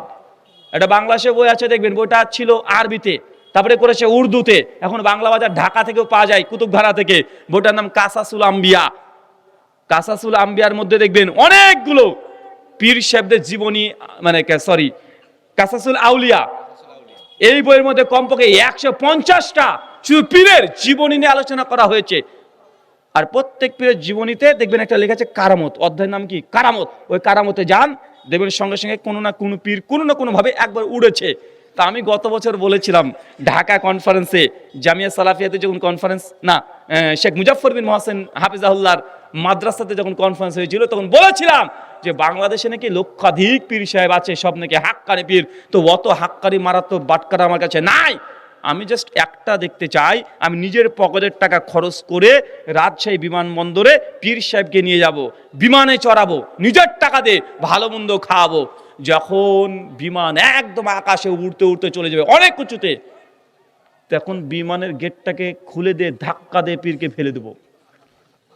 পীর সাহেবকে কিচ্ছু করতে হবে না, পীর সাহেবকে শুধুমাত্র ঢাকা শাহজালাল বিমানবন্দর এয়ারপোর্টে ধীরে ধীরে ল্যান্ড করতে হবে। যদি করে বুঝলাম তুমি পীর সাহেব হাক্কানি পীর। কেন আপনাকে যদি আমি জাহাজের উপর থেকে ফেলে দিই, আপনি কোন দিকে যাবেন চাচা? মাটিতে তো পড়বেন। তো মাটিতে পড়া কি কারামত? এটা তো কারামত না। কারামত কোনটা? যে তুমি ধীরে ধীরে ধীরে ধীরে শাহজালাল বিমানবন্দর, ওটা পীর সাহেবের নামে, ওই বিমানবন্দরে তুমি একটু ল্যান্ড করে দেখাও দেখি।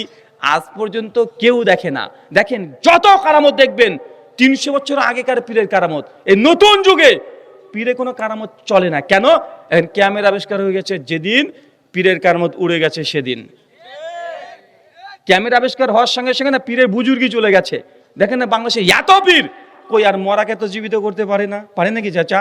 কই কখনো উঠতে দেখেছেন? আর না, এখন অবশ্যই পীরদের কারামত নাই বললে হবে না। এখনো পীরদের কারামত আছে। কি কারামত জানেন? বলছে জানিস আমার পীরের বিরুদ্ধে কথা বলছিস, আমার পীর সাহেব কেমন তুই জানিস? কেমন বল ভাই? আমার পীর সাহেব 32 বছর ধরে দাঁত মাজে না। মানে এখনকার পীরের কারামত। কেন কুমিল্লাতে আছে না বিড়ি বাবা? বিড়ি বাবার কারামত কি? ও 10খানা বিড়িকে গোল করে বেঁধে দিয়ে টান দেয়, মুরিদ গেদায় বলে এটা খা আর ফু দে, তো জ্বর বালা মুসিবত যা আছে সব ভালো হয়ে যাবে। বলে কি বলে না? আরে এখনকার যুগে আর ধুলো দিয়ে বক্তব্য দেওয়ার যুগ শেষ। এখন ইউটিউবে চলে যান, বিড়ি বাবা লেখেন, 21 টেলিভিশন তালাশ টিম বলে আপনাদের বাংলাদেশে একটা আছে, ওরা করেছিল 21 টেলিভিশন তালাশ টিম, তারা করেছিল। এইভাবে মানুষকে বিভ্রান্ত করে। কুমিল্লাতে আছে। আর বাংলাদেশের কুষ্টিয়া, যে কুষ্টিয়া আছে না, ন্যাংটা বাবা। মানুষ আর কারো কাছে গেল না, এখন চলে গেছে ন্যাংটা বাবা। মানুষ ওর কাছে গিয়ে বাচ্চা চায়, মেয়েরাও যায়, বলছে বাবা একটা বাচ্চা দে। বাবাও খুব চালাক, ও ন্যাংটায় বসে আছে। ও বলছে তোরা কি নিবি রে ভাই? আমার কাছে কিছু নাই, আর যা আছে তোরা দেখতে পাচ্ছিস, কি চাচ্ছিস? মাসে ওর কাছেও যায় কি যায় না? কথা বলেন। আরে ওর কাছেও প্রত্যেক বছরে কোটি কোটি টাকা নিয়ে নিচ্ছে। কিসের নামে? ইসলামের নামে। এরকম নোংরা ইসলাম, নাউজুবিল্লাহ মিন জালিক। ইসলাম তো জাহেলিয়াতকে ধ্বংস করতে এসেছে। নতুন করে জাহেলিয়াত মুসলমানের মধ্যে আবার চলে এসেছে। এসেছে কি আসে নাই? তাই ঈমান যেন বিশুদ্ধ হতে হবে। আল্লাহ সুবহানাহু ওয়া তাআলা যখন যে লা ইলাহা ইল্লাল্লাহ, এই কলবের মধ্যে যেন কোনো পীর সাহেব চলে না আসে, কেউ যেন না আসে। যেটা মনে করতে পারেন যে কোনো কিছু ভালো মন্দ সে একটা রাখে, এমন যদি আকীদা থাকে, তো আপনার মধ্যে আর আবু জাহেলের মধ্যে কোনো পার্থক্য আছে? কথা বলেন। আবু জাহেল তো মনে করতো আল্লাহ বৃষ্টি দেয়, তবে মনে করতো লাত মানাত উজ্জা তার কাছে যদি চাওয়া যায় আরো তাড়াতাড়ি দেয়। কথা মনে বুঝলেন না মনে হয়? আজ হিন্দু পণ্ডিতের কাছে গিয়ে বলেন যে আপনার দেবী দুর্গার পুজো করছেন কেন? উনি কি ভগবান? উনিও বলবেন উনি ভগবান না, আমরা জানি। তবে দেবী দুর্গাকে আমরা মানে তার পুজো করছি এই জন্য যে তাকে আমি ওসিলা ধরেছি। কি ধরেছি? ওসিলা।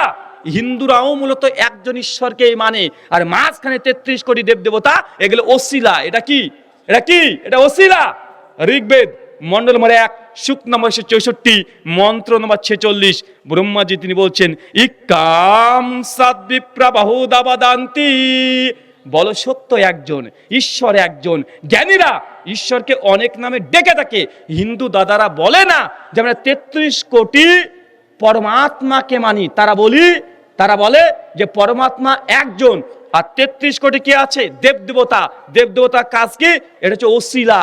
মানে আপনি মানেন আল্লাহকে, আর লাখ লাখ পীর সাহেব ধরেছেন ওসিলা। তা আপনার মধ্যে আর ঠাকুরের মধ্যে পার্থক্য কোথায়? আমি তো বুঝি না। আচ্ছা, আপনাদের বিশেষ করে কুড়িগ্রাম, পঞ্চগড়, ঠাকুরগাঁ, কুষ্টিয়া এই সাইডগুলোতে খ্রিস্টান মিশনারিরা বেশি কাজ করে। মুসলমানদেরকে এসে খ্রিস্টান করে নিয়ে চলে যায় কি যায় না? কথা বলেন। আমি টিভিতে অনেকগুলোতে নিউজ দেখেছি যে এই অঞ্চলগুলোতে খ্রিস্টান মিশনারিরা তারা কি করে? তারা মুসলমানকে খ্রিস্ট ধর্ম গ্রহণ করায়। তারা কি বলে? যে ঈসা নবী তিনি হচ্ছেন কি? আল্লাহর পুত্র। তারা যখন দেখবেন গির্জার মধ্যে দোয়া করছে, তখন কাকে ওসিলা বানায়? তারা ঈসা নবীকে ওসিলা বানায়, যে ঈসা নবীর উম্মত হিসাবে আমরা ঈসা নবীর উম্মত, তুমি ঈসা নবীর জন্য আমাদেরকে অমুক অমুক জিনিস দাও। তো খ্রিস্টান যে দোয়া করে এটা শিরিক না? তা আপনি যখন পীর বাবাকে ওসিলা বানিয়ে দোয়া করছেন, কেন শিরিক নয়? আচ্ছা বলেন তো, আকাশ থেকে বৃষ্টি কোন ফেরেশতার দায়িত্বে আছে? মিকাইল। এখন কেউ যদি বলে হে মিকাইল তুমি তো বৃষ্টির ফেরেশতা, একটু বৃষ্টি দাও। 1 মাস বৃষ্টি হয়নি, কেউ যদি মিকাইল আলাইহিস সালাম ফেরেশতার কাছে দোয়া চাই, এটা শিরিক হবে কি হবে না? তো আপনি বড় পীর আব্দুল কাদের জিলানী রাহিমাহুল্লাহর ওসিলা দিয়ে কিভাবে দোয়া করতে পারেন? তার কাছে তো এখতিয়ার নাই, কিন্তু মিকাইলের কাছে এখতিয়ার আছে। আল্লাহ দিয়েছে যে বৃষ্টির দায়িত্ব তাকে দিয়েছে। এখন তার কাছে যদি আপনি দোয়া চান, শিরক হবে কি হবে না? কোন মুসলমান মিকালের কাছে চাইবে না, সবাই বলবে এটা শিরক।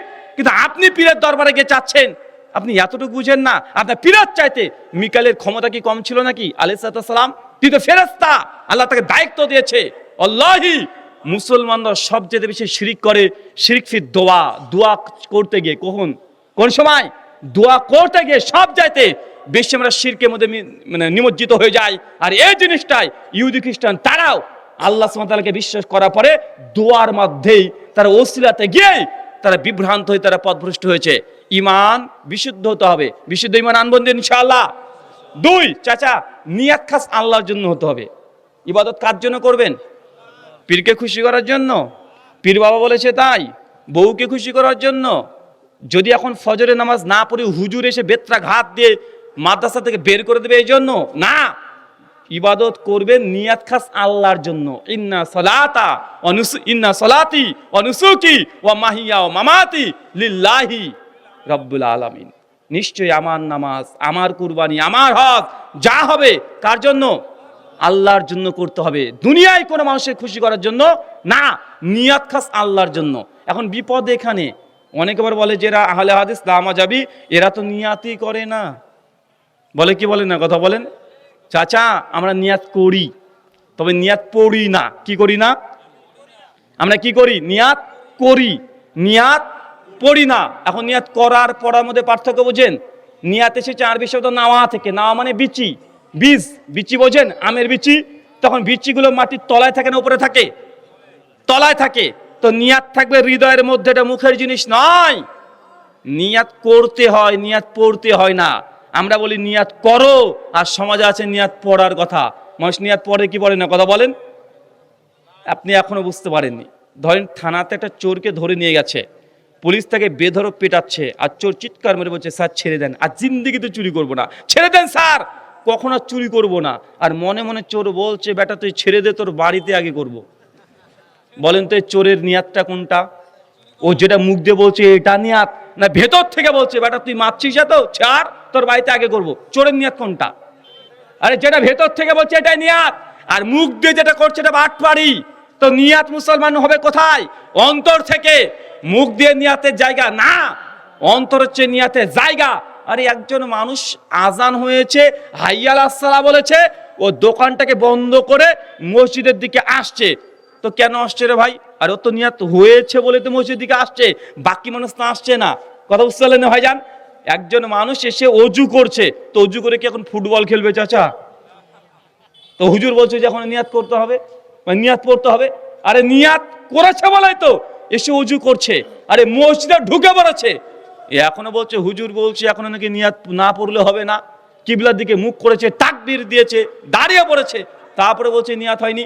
আরে ভাই নিয়াত হয়েছে বলে এত দূর এসেছে। নিয়াত কোথাকার জিনিস চাচা বলেন তো? অন্তরের, মুখের জিনিস নিয়াত না। তাই ইবাদত করার দ্বিতীয় শর্ত নিয়াত খাস আল্লাহর জন্য, আর এটা হৃদয় থেকে হয়, এটা মুখ থেকে নয়। তৃতীয়, ইবাদত করার পূর্বে হালাল উপার্জন। কি বললাম? হালাল উপার্জন শর্ত, হালাল খাওয়াটাও শর্ত। একটা মানুষ হালাল উপার্জন করে, মানে ইনকাম হালাল, কিন্তু খায় হারাম, ইবাদত কবুল হবে? ও যতই হালাল ইনকাম করুক কিন্তু হারাম খাই, তার ইবাদত কবুল হবে? কোশ্চিন কালেও কখনো হবে না। সমাজে অনেক মানুষ হালাল ইনকাম উপরে গুরুত্ব দেয়, কিন্তু হারাম খাচ্ছে এই দিকে কখনো সে দৃষ্টি দেয় না। জি, আপনি বড় ভাই, বোনের, আপনার বাপের যে সম্পত্তির ভাগ বোন পেত, এই ভাগ আপনি বড় ভাই দেননি, বোনের সম্পত্তি মেরে খাচ্ছেন। এখন বলেন আপনার ইবাদতের কি অবস্থা? এরকম আছে না? নাই চাচা? বাপের সম্পত্তি মেয়ে পাবে কি পাবে না? কিন্তু বড় ভাই সে নিয়ে নিয়েছে, সে তার বোনকে দিতে চায় না। বোন যদি এসে বলে যে ভাই বাপের সম্পত্তি দাও, বড় ভাই চিৎকার দিয়ে বলে যে তোর লজ্জা লাগে না? তোর বিয়েতে 5 লাখ টাকা আমি খরচ করেছি, তুই আবার জমির ভাগ নিতে এসেছিস? জিন্দগিতে যদি ভাগ চাইতে আসিস, তুই আমার বোন না, তোকে আমি অস্বীকার করলাম। এরকম আছে না নাই? বাপের জমি নিয়ে 2 ভাই মারামারি আছে না নাই? চাচার সঙ্গে মারামারি আছে না নাই? তো আপনি শুধু হালাল ইনকাম যেমন করছেন, হালাল সোর্স কোথা থেকে ইনকাম করছেন, যতক্ষণ হালাল না হবে আপনি 1 কোটি বার হজ করেন, তারপরে আপনার হজ আল্লাহ কবুল করবে না। কিন্তু মানুষ এগুলোকে গুরুত্বই দেয় না। যেটাকে গুরুত্ব দেওয়ার কথা সেটাকে গুরুত্ব না দিয়ে অন্য জিনিসকে আমরা গুরুত্ব দিচ্ছি। কয়টা বলেছি? চাচা এখন ইবাদত শুরুই হয়নি, তার আগে 3টে শর্ত লেগে গেছে। মানে এখন ইবাদতে ঢুকে নিনি, মানে ইবাদতের বাইরে আগে 3টে শর্ত লেগে গেছে। এক কি বললাম? ইমান থাকতে হবে, ইমানবিহীন 100 কোটি টাকা দান করলেও নাকি পাওয়া যাবে না। 2, নিয়াত খাস আল্লাহর জন্য হতে হবে, অন্য কাউকে খুশি করার জন্য ইবাদত করলে ইবাদত কবুল হবে না। 3, ইবাদত করা পূর্বে হালাল ইনকাম যেমন করতে হবে, হালাল যদি ভক্ষণ করতে হবে, হারাম যদি খান ইবাদত করলেও আল্লাহ ইবাদত কবুল করবে। কথা বলেন। আচ্ছা, নবী আদম আলাইহিস সালামের 2 জন সন্তান ছিল, একজন নাম হাবিল, একজন নাম কাবিল। মনে আছে চাচা? আচ্ছা, 2 ভাই কুরবানি করেছে কি করে নাই? করেছিল। আচ্ছা, আল্লাহ কি 2 ভাইয়ের কুরবানি কবুল করেছেন? এক ভাইয়ের কুরবানি কবুল করলেন, একজনে করলেন না। আল্লাহ ধুলি কণার মতো উড়িয়ে দিলেন।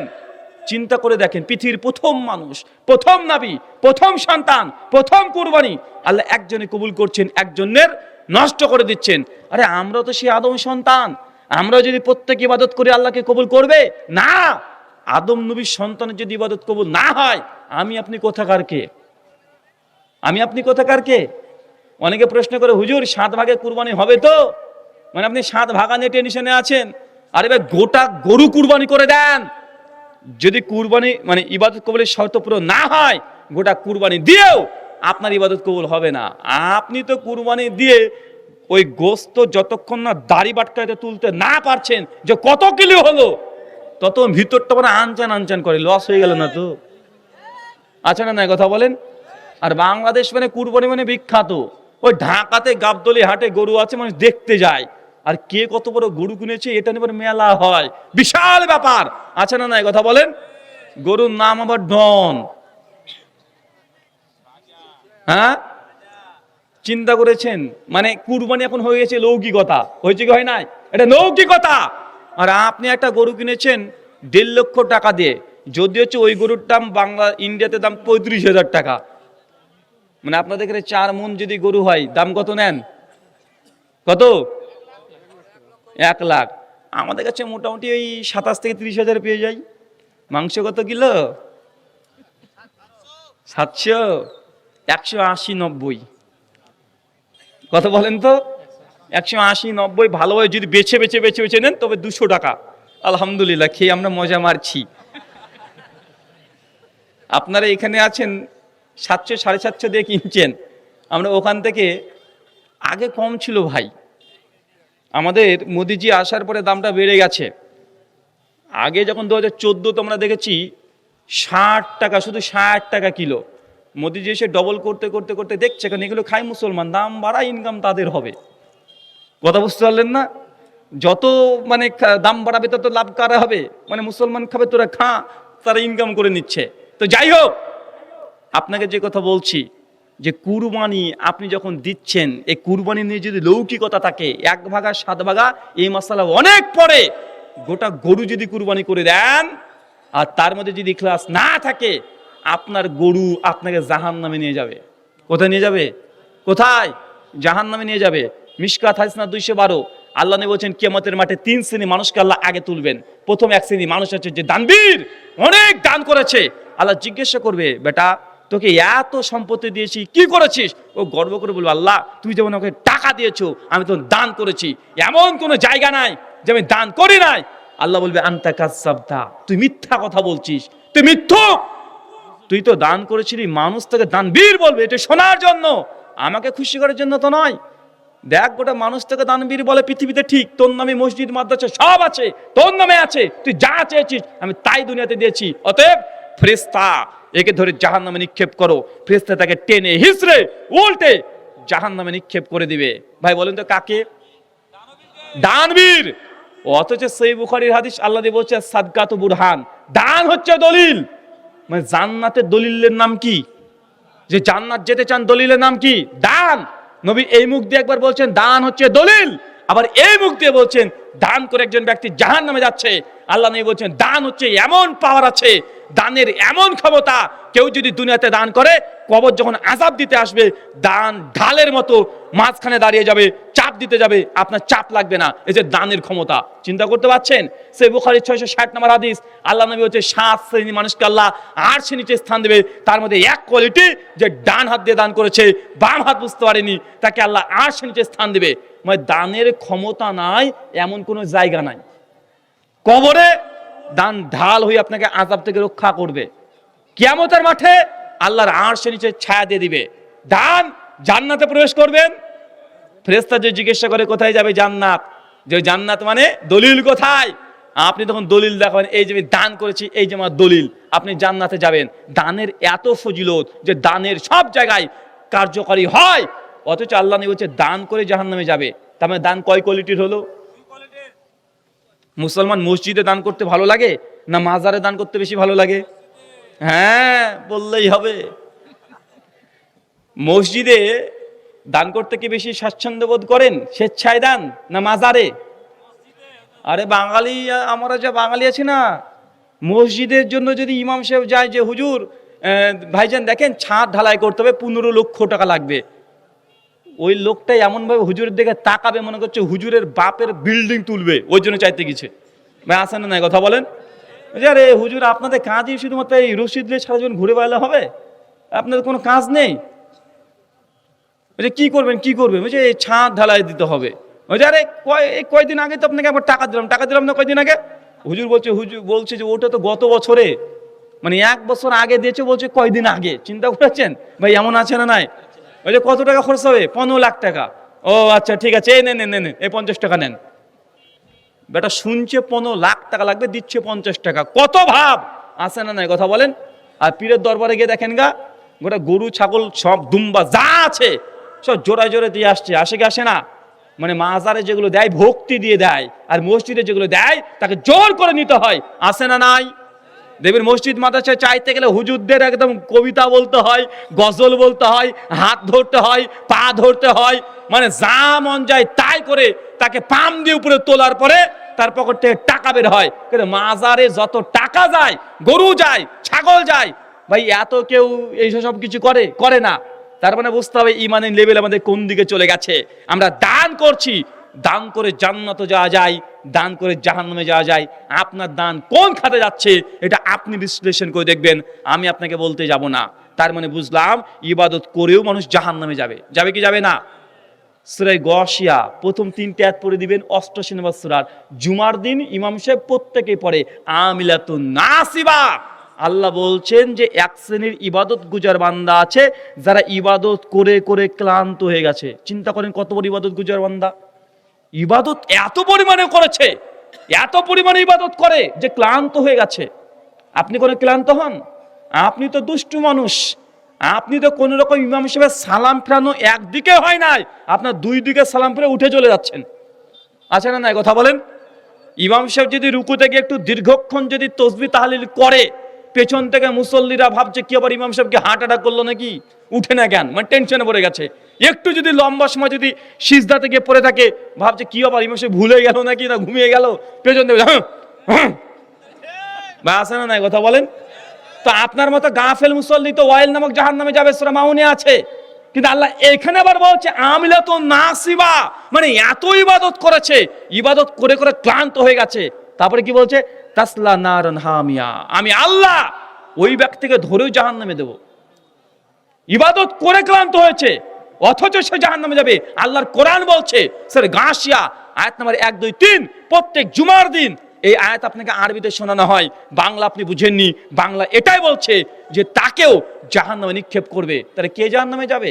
ইবাদত করে জাহান্নাম, মানে যে ইবাদত করছেন এই 6টা শর্ত আমি বলছি, এই 6টা শর্ত পূরণ না হলে ওই ইবাদত করে আপনি একদম গোটা 10 তলা বিল্ডিং তৈরি করে দেন, 100 বার হজ করেন, সারা রাত তাহাজ্জুদ পড়েন, জীবনে 100 বার চিল্লা দেন, তারপরেও আপনি জাহান্নামে যাবেন। এটা আল্লাহর কোরআনের কথা।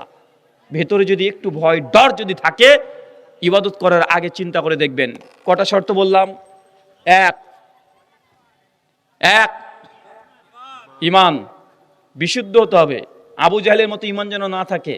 আবু জাহেলের ভিতরে আল্লাহও ছিল, লাত মান্নাত উজ্জাও ছিল। আবু জাহেলও মনে করতো আল্লাহও দিতে পারে, লাত মান্নাত উজ্জা তুইও দিতে পারিস। লাত মান্নাত উজ্জাকে ধরে ওসিলা বানিয়েছে। হিন্দুরা তাই করে, ঈশ্বরকে বিশ্বাস করে। আবার মা সরস্বতী যেহেতু বিদ্যার দেবী, তাই বলে মা বিদ্যার দেবী তুমি একটু বিদ্যা দাও। বুঝতে পারলেন না? লক্ষ্মী মানে ধন সম্পত্তির দেবী। তো তারা বলে মা লক্ষ্মী দেবী তুমি আমার প্রতি সন্তুষ্ট হয়ে যাও, তুমি তো ছোট, বড়টাকে বলে দিও আমাকে যে টাকা পয়সা দিয়ে দেয়।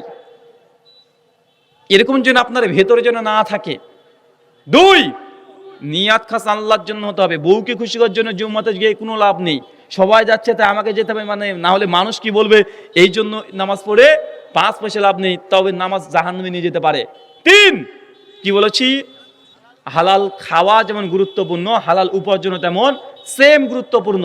4, যে কোনো ইবাদত যখন করবে সুন্নতি তরিকায় হতে হবে। কি তরিকায়? সুন্নাত মানে বুঝেন, মানে নবী যেইভাবে করেছে, যতটুকু করেছে, যে সময় করেছে, ওই সময় অতটুকু ইবাদত করতে হবে।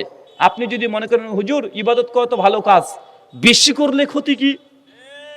লাইলাতুল কদর, সরি শবে বরাত আসবে, দেখবেন বলছে কিরে কত রাকাত নামাজ পড়েছিস? বলছে 86 রাকাত পড়েছি।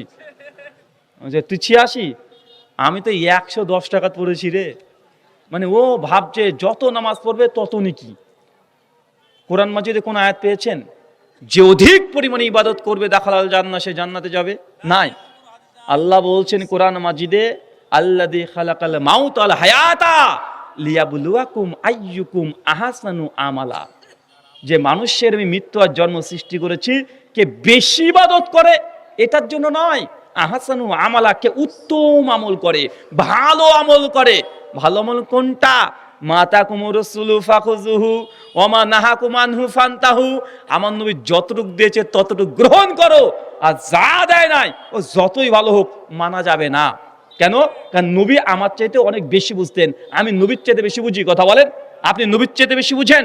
আল্লাহ বলছেন সূরা হাশরের 7 নম্বর আয়াতের মিডল অংশ, মাতাকুমুর রাসূলু ফাখুযুহু, নবী যতটুকু দেয় অতটুকু নিয়ে খুশি থাকো, আর যা দেয় নাই ওইদিকে তাকিয়ে যাও না, ছেড়ে দিতে হবে যতই ভালো হোক। এখন বলতে পারেন হুজুর নামাজ পড়া তো ভালো কাজ, পড়লাম ক্ষতি কি? ভালো কাজ বেশি ভালো, ভালো না। আচ্ছা সুন্নাত মুসলমানি দেওয়া ভালো কাজ না খারাপ কাজ? বলেন। এখন হাজামকে বলবেন যে মুসলমানদের একটু বেশি ভালো কাজ তো একটু বেশি করে করে দেন, কি হবে?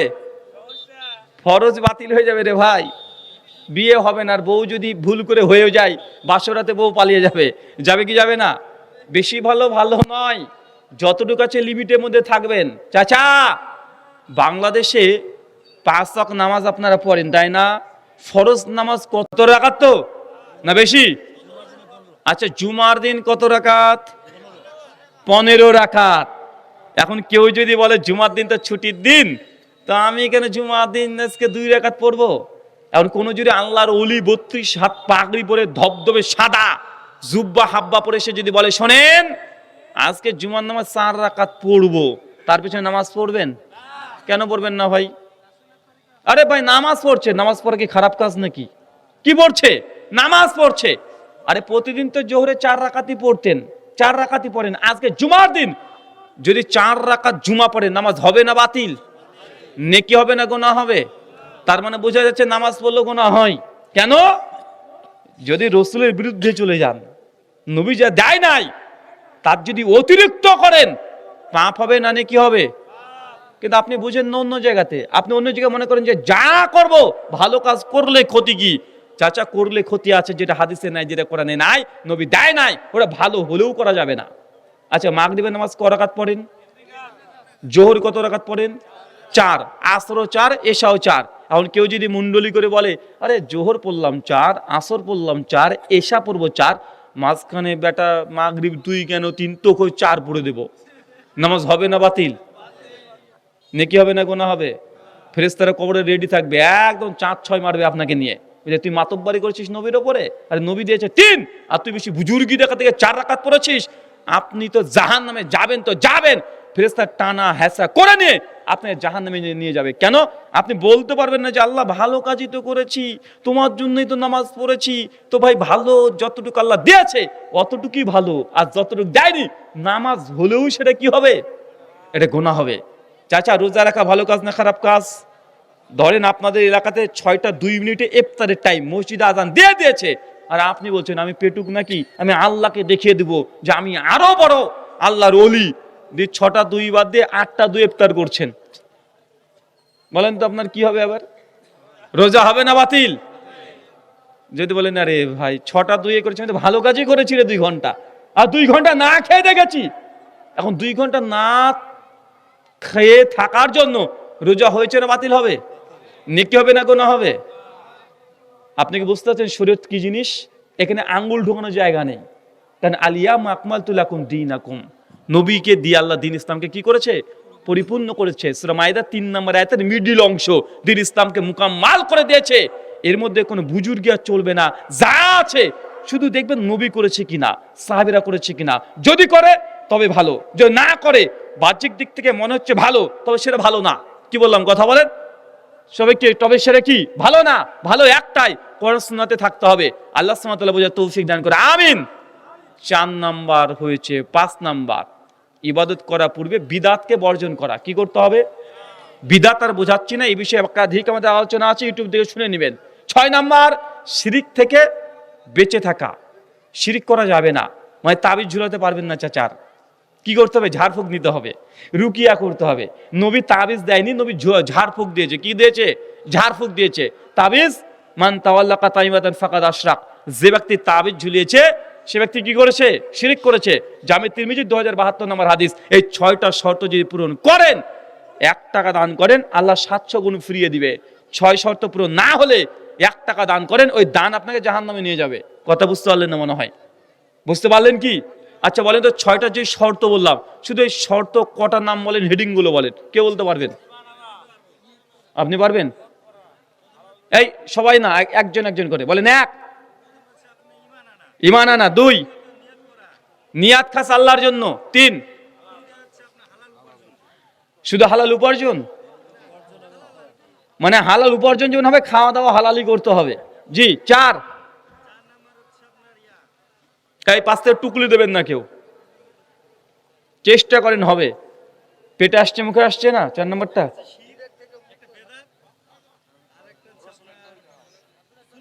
মাশাআল্লাহ।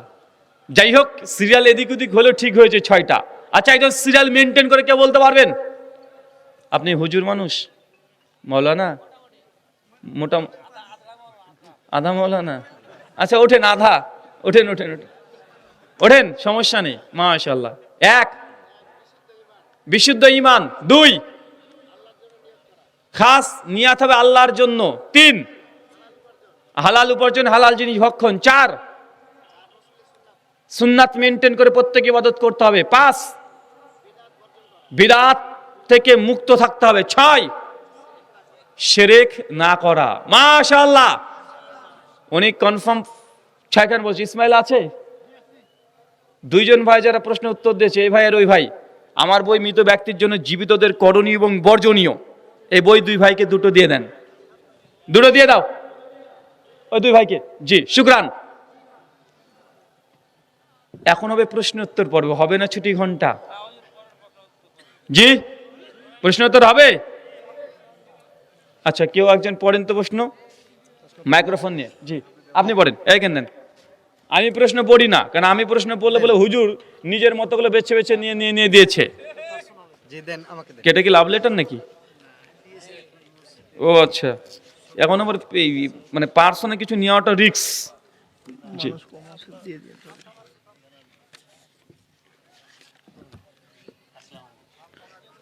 নেন, দেন এগুলো দেন।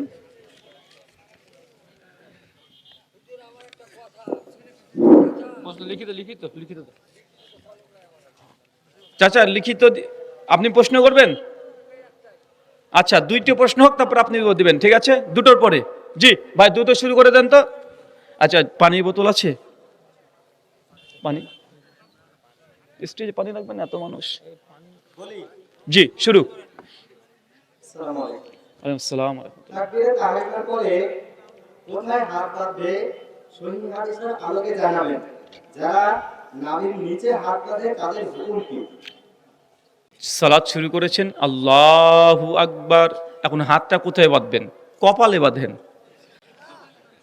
কোথায় বাঁধবেন? আপনারা বাংলাদেশে, আপনারা কোথায় বাঁধেন সব? আরে মহা মুসিবত রে ভাই। এখন নাভির ওপরে হবে না নিচে হবে না পেটের উপরে হবে না পিছনে হবে না কপালে হবে? একজন বলছে দেখেন বুকের উপরে বাঁধবে মেয়েরা আর পুরুষরা বাঁধবে নাভির নিচে, তাই না? তা আমি তাকে প্রশ্ন করলাম, ভাই যদি হিজরা হয় তাহলে কোথায় বাঁধবে? হিজরা মানুষের নামাজ ফরজ কি ফরজ নয়? ফরজ নাই ভাইজান। তো পুরুষ মানুষ যদি বুকে নাভির নিচে আর নারী যদি বুকের ওপরে হয় তো হিজরা হলে কোথায় বাঁধবে? ছেড়ে দিবে না? ছেড়ে দেওয়ার তো মালিকীদের আছে, কার আছে? মালিকি মাজাবে, ওটা তো নেওয়া যাবে না, নতুন একটা কিছু নিতে হবে। শোনেন ভাইজান, আমাদের নবী আলাইহিস সালাম বলছেন, সে বুখারী 631 নম্বর প্রথম খণ্ড 88 পৃষ্ঠার এ হাদিস, মালিক বিন হুয়াইরিস 20 দিন 20 রাত্রি নবীর সঙ্গে ছিলেন। 20 দিন 20 রাত্রি তার মনটা বাড়ির দিকে টান ধরলেন। নবীও বুঝতে পারলেন যে এই সাহাবী এখন বাড়ি যেতে যাচ্ছে, অনেক দিন হয়ে গেছে। নবী তখন বলছেন, মালিক বিন হুয়াইরিস বাড়িতে মন টানে? জি রাসূলুল্লাহ, বাড়ি যেতে চাই। আল্লাহ নবী তখন মালিক বিন হুয়াইরিসকে অনেকগুলো নসিহত করলেন, অনেক কথা বললেন। তার মধ্যে একটা কথা বলেছেন, সল্লু কামারা রাআইতুমুন্নী উসাল্লি। শোনো মালিক বিন হুয়াইরিস, এই 20 দিন যে আমার সঙ্গে ছিলে না, আমাকে যেইভাবে নামাজ পড়তে দেখলে এইভাবেই তুমি নামাজ পড়বে। সুনান আবু দাউদ, যেটা হাদিসের গ্রন্থ, 757 নম্বর হাদিস ইমাম আবু দাউদ নিয়ে এসেছে নাভির নিচে হাত বাঁধা। 758 নম্বর হাদিস নিয়ে এসেছে নাভির ওপরে হাত বাঁধা। 759 নম্বর হাদিস নিয়ে এসেছে বুকের উপরে হাত বাঁধা। কয়টা নিয়ে এসেছে? 3টে। প্রথমে নাভির নিচে, তারপর নাভির ওপরে, তারপরে নাভির বুকের ওপরে।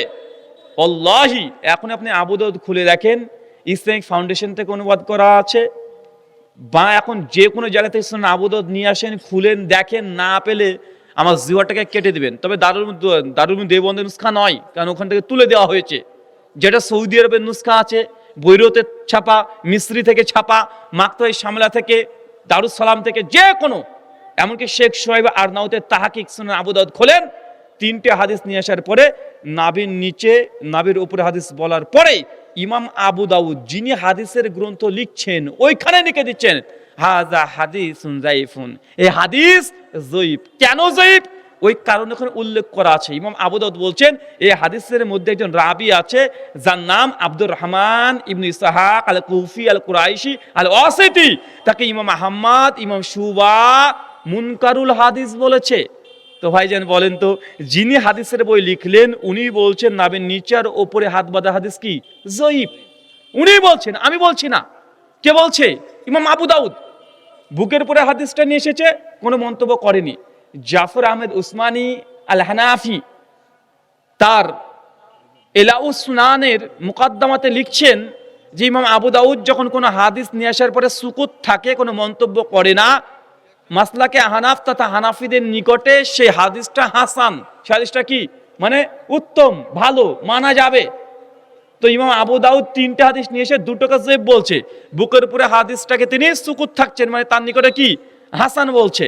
কিন্তু আমাদের সমাজে তারপরে দ্বন্দ্ব চলছে, হাত বুকের উপরে না নাভির নিচে না মাথার উপরে। আমাদের কথা নবী যেখানে বেঁধেছে সেখানে বাঁধেন। কোন মাযহাবে কি আছে, কোন পীর সাহেব কি ওজিফা দিয়েছে, এটা গুরুত্বপূর্ণ নয়।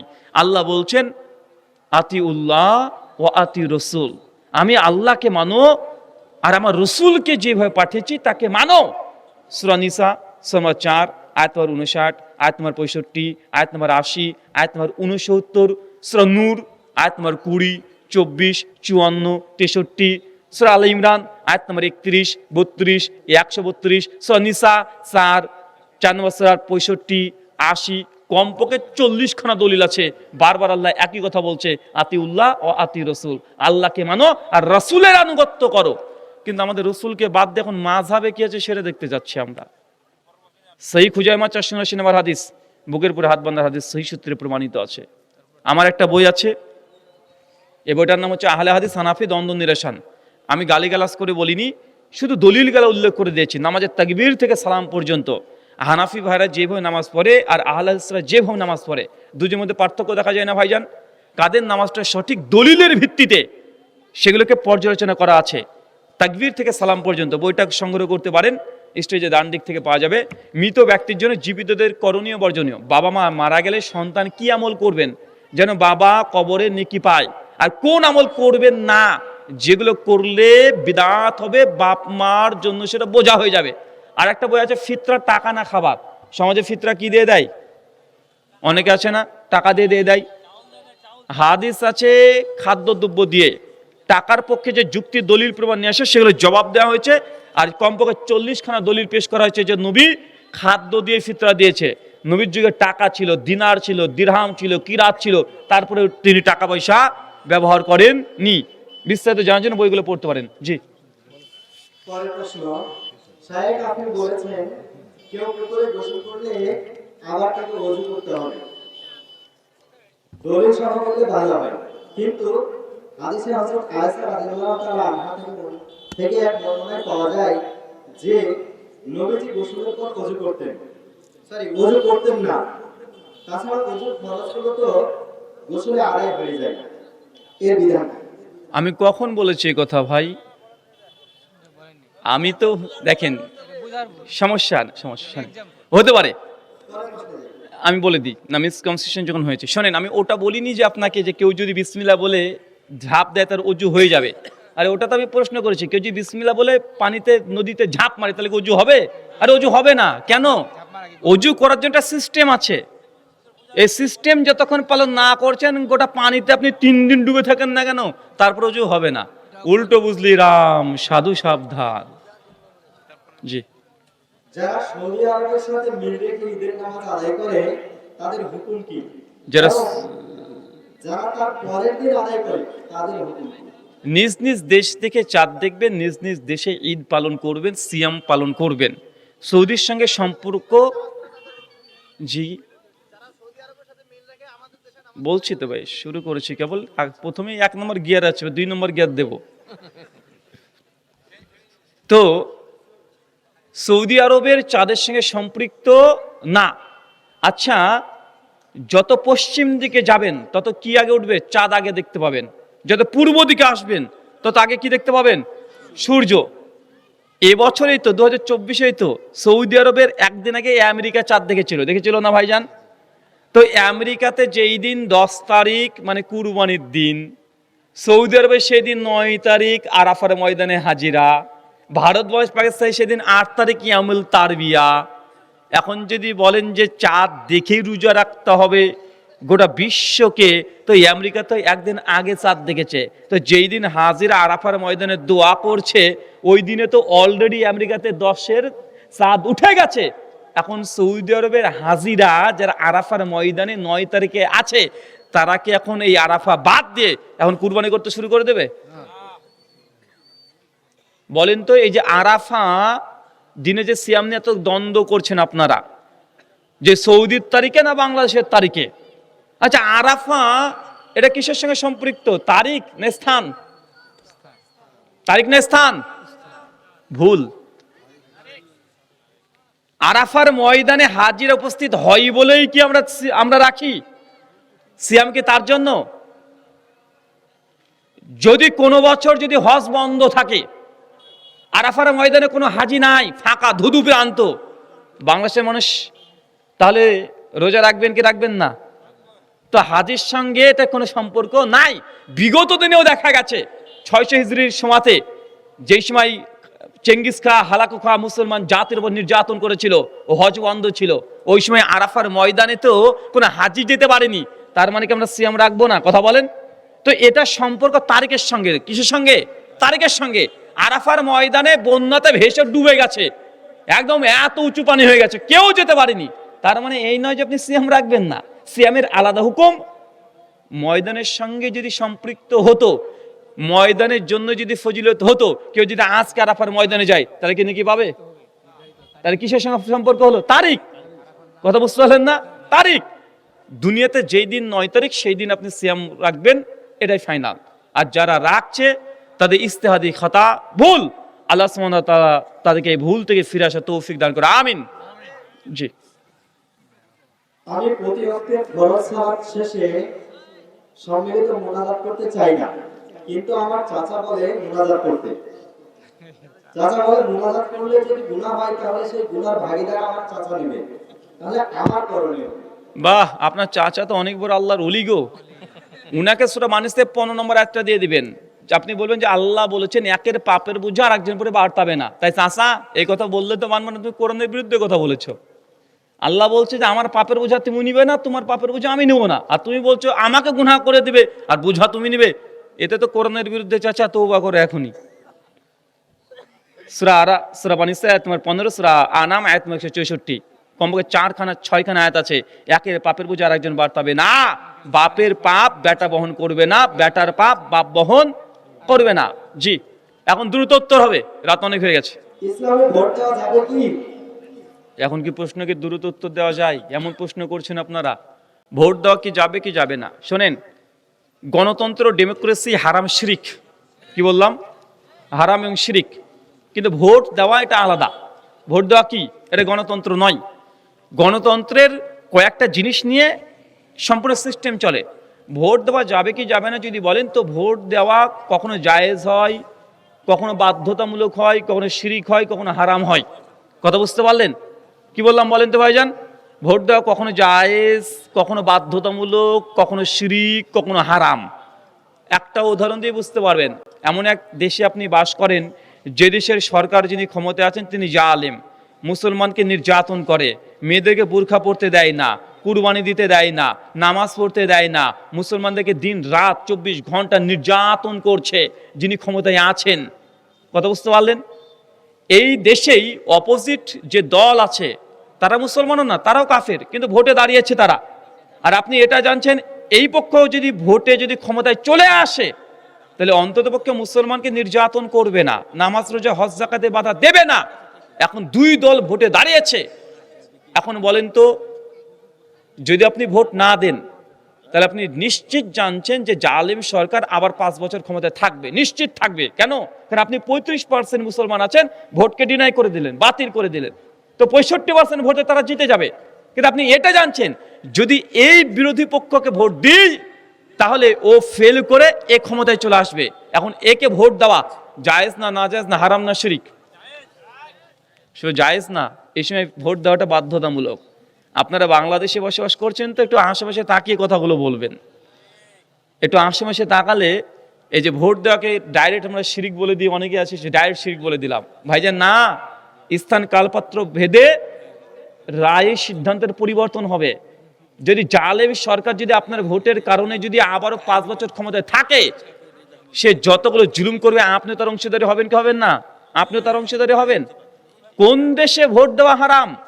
যে দেশে ইসলামিক খিলাফত আছে, ইসলামিক খিলাফত আছে, ওই দেশেই কোন মুসলমানরা যদি একটা দলবদ্ধভাবে একটা গঠনতন্ত্র তৈরি করেছে এবং বলছে যে আমরা ইসলামিক খিলাফত চাই না, আমরা ব্রিটিশ ল দিয়ে রাষ্ট্র চালাতে চাই, দিয়ে যদি ভোট করে, তখন এদেরকে ভোট দেওয়া কি হবে? হারাম না শিরিক? কেন? একদিকে কোরআনের আইন, একদিকে মানব রচিত আইন। কথা কি বুঝতে পারলেন? আমার এই বিষয়ে পরে একটা আলোচনা আছে, ইউটিউবে দেখে নেবেন। ভোট দেওয়ার বিধান, জিও পলিটিক্স, কোন দেশে কিভাবে, দারুল আমানে যদি থাকেন তাহলে ভোটের বিধান কি হবে, দারুল হারবে থাকলে কি হবে, দারুল দাওয়াতে থাকলে কি হবে, অমুসলিম রাষ্ট্রে থাকলে কি হবে, মুসলিম রাষ্ট্রে থাকলে কি হবে, জালেম ফাসে কিন্তু মুসলিম, সেই দেশে থাকলে ভোট দেবেন কি দেবেন না, ডিটেল আলোচনা করা আছে। ওটা আলোচনাকে শুনবেন, নচেত সমাধান পাবেন না। একটা ফোন হারিয়ে গেছে, কোম্পানি নাম কি ভাই? আইপিএল কোম্পানির একটা মোবাইল। হ্যাঁ, আইটেল ছোট phone, itel button button phone. ভাই দিয়ে দে ভাই। এই যুগে এখনো বাটন ফোন ব্যবহার করা হয় মানে কি বুঝতে পারছেন? ওই নিয়ে আপনি কি করবেন? আপনার ছেলে ক্যালকুলেটর হিসেবে ব্যবহার করবে না, তা কেউ যদি পেয়ে থাকেন দিয়ে যাবেন। আল্লাহ তুমি সুব্যবস্থা করে দাও। ইন্না লিল্লাহি ওয়া ইন্না ইলাইহি রাজিউন। জি পড়েন। আমি গ্রামে গ্রামে কাপড় বিক্রি করি, সেখানে অধিকাংশ মহিলা, তাদের সাথে কথা বলতে হয়, এখানে পর্দার বিধান কি? আহারে কি বলেন ভাবি, লাল শাড়ি নিবেন নাকি? ঠাট্টা ইয়ারকি ফাজলাম যদি করেন, রসিকতা করেন, জায়েজ হবে না। আপনার কাস্টমার হিসেবে ব্যবহার করছেন, তার সঙ্গে যেন যথেষ্ট পর্দা, চোখের হেফাজত এগুলো যেন থাকে। সো নূর আয়াত নম্বর 31, তারপরে বিজনেস আপনি কন্ট্রাক্ট করতে পারবেন। কিন্তু আপনি যে বদমাইশি করবেন, অনেকে আছে দেখবেন গ্রাম গ্রাম ঘুরছে আর লোকের বউর সঙ্গে গল্প করছে। জি মসজিদ থেকে 200 গজ দূরে সাউন্ড সিস্টেমের মাধ্যমে মহিলারা জুমার সালাত আদায় করতে পারবে কি?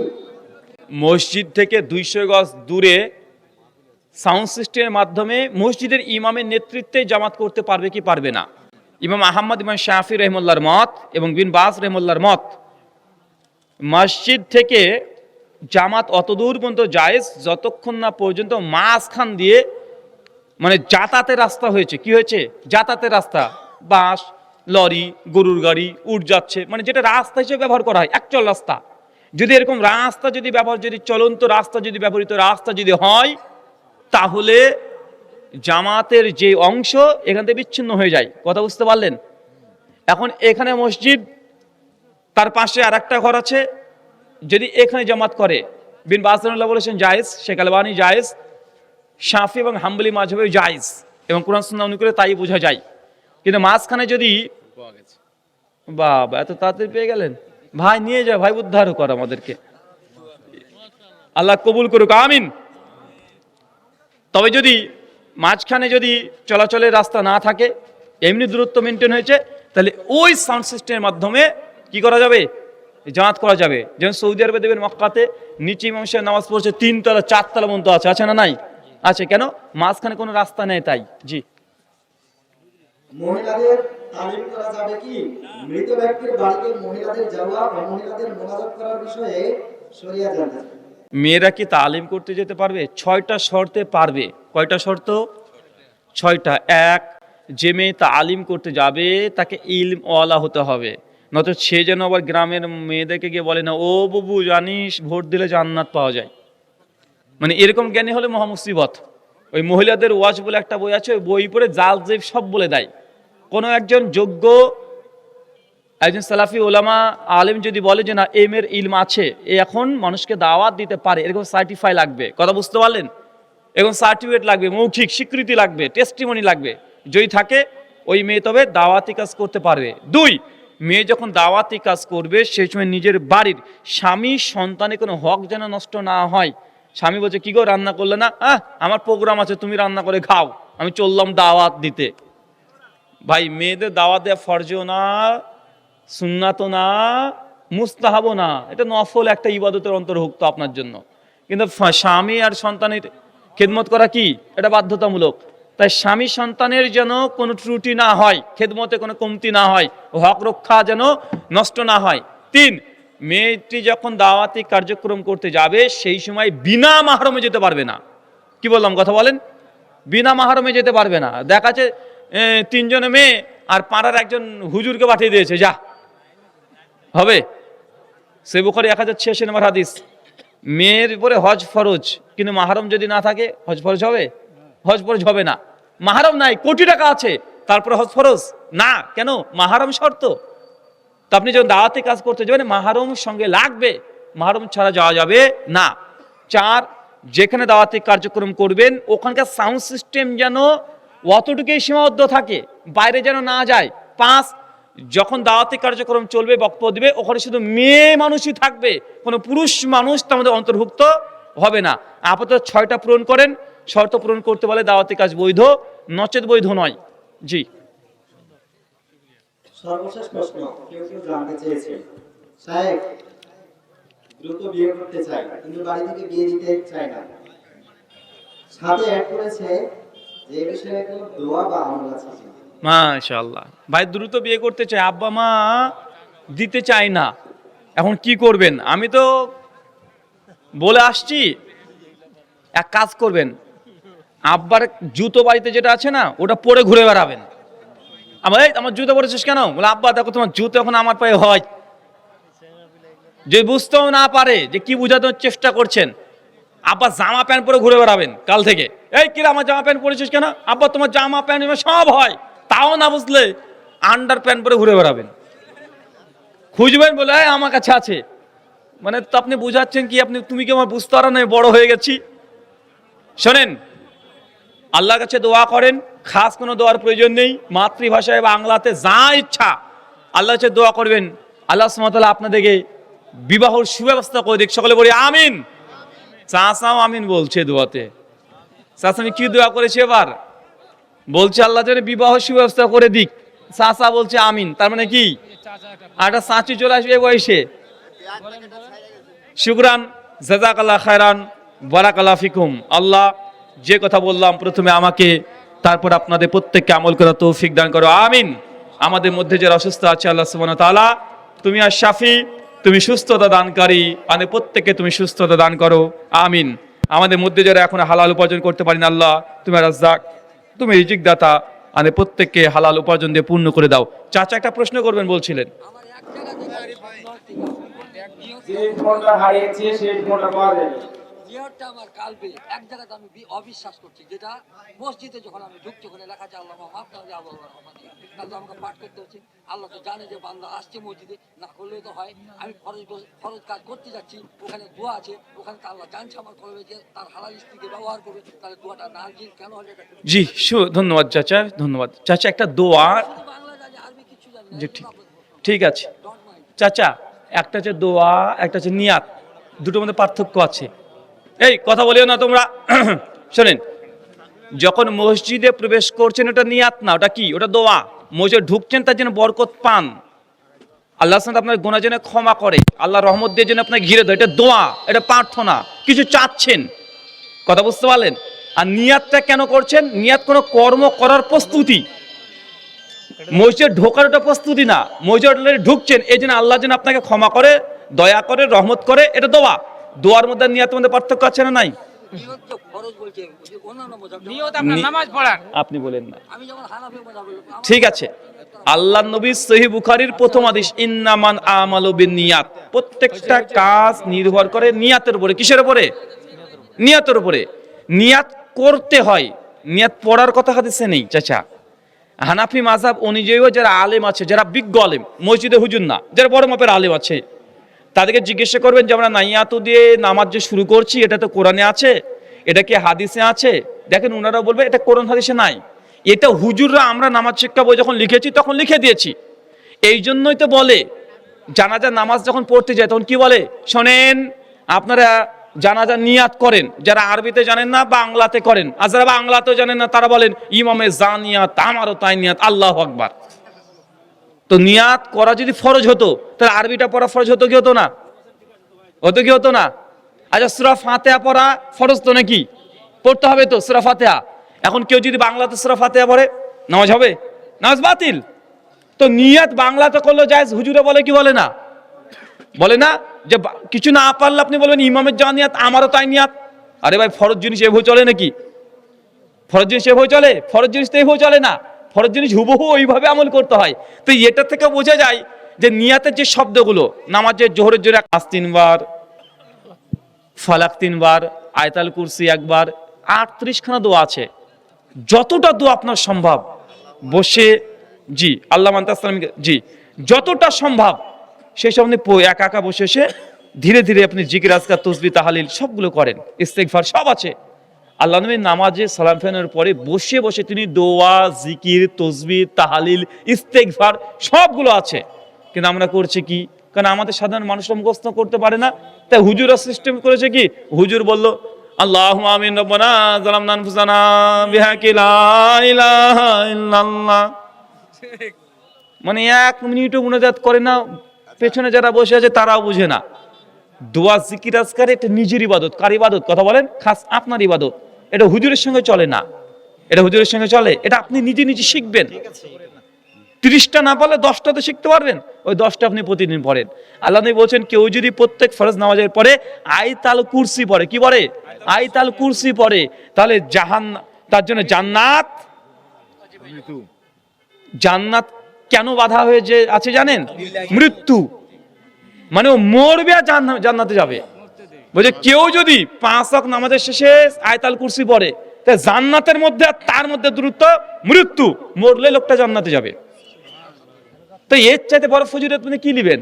এখন হুজুর এই রব্বানা যালামনা আনফুসানা যতক্ষণ না করছে, মানে হুজুর বলছে হে আমার রব আমি অনেক জুলুম করেছি, পাপ করেছি, গুনাহ করেছি, পেছনে সবাই বলছে আমিন, হ্যাঁ আল্লাহ ঠিকই বলছে, হুজুর পাপ করেছে, পাপীও তুমি ক্ষমা করো। আরে ভাই আপনি আপনার জন্য চান, জাযাকাল্লাহ খায়রান ওয়া মা আলাইনা ইল্লাল বালাগ।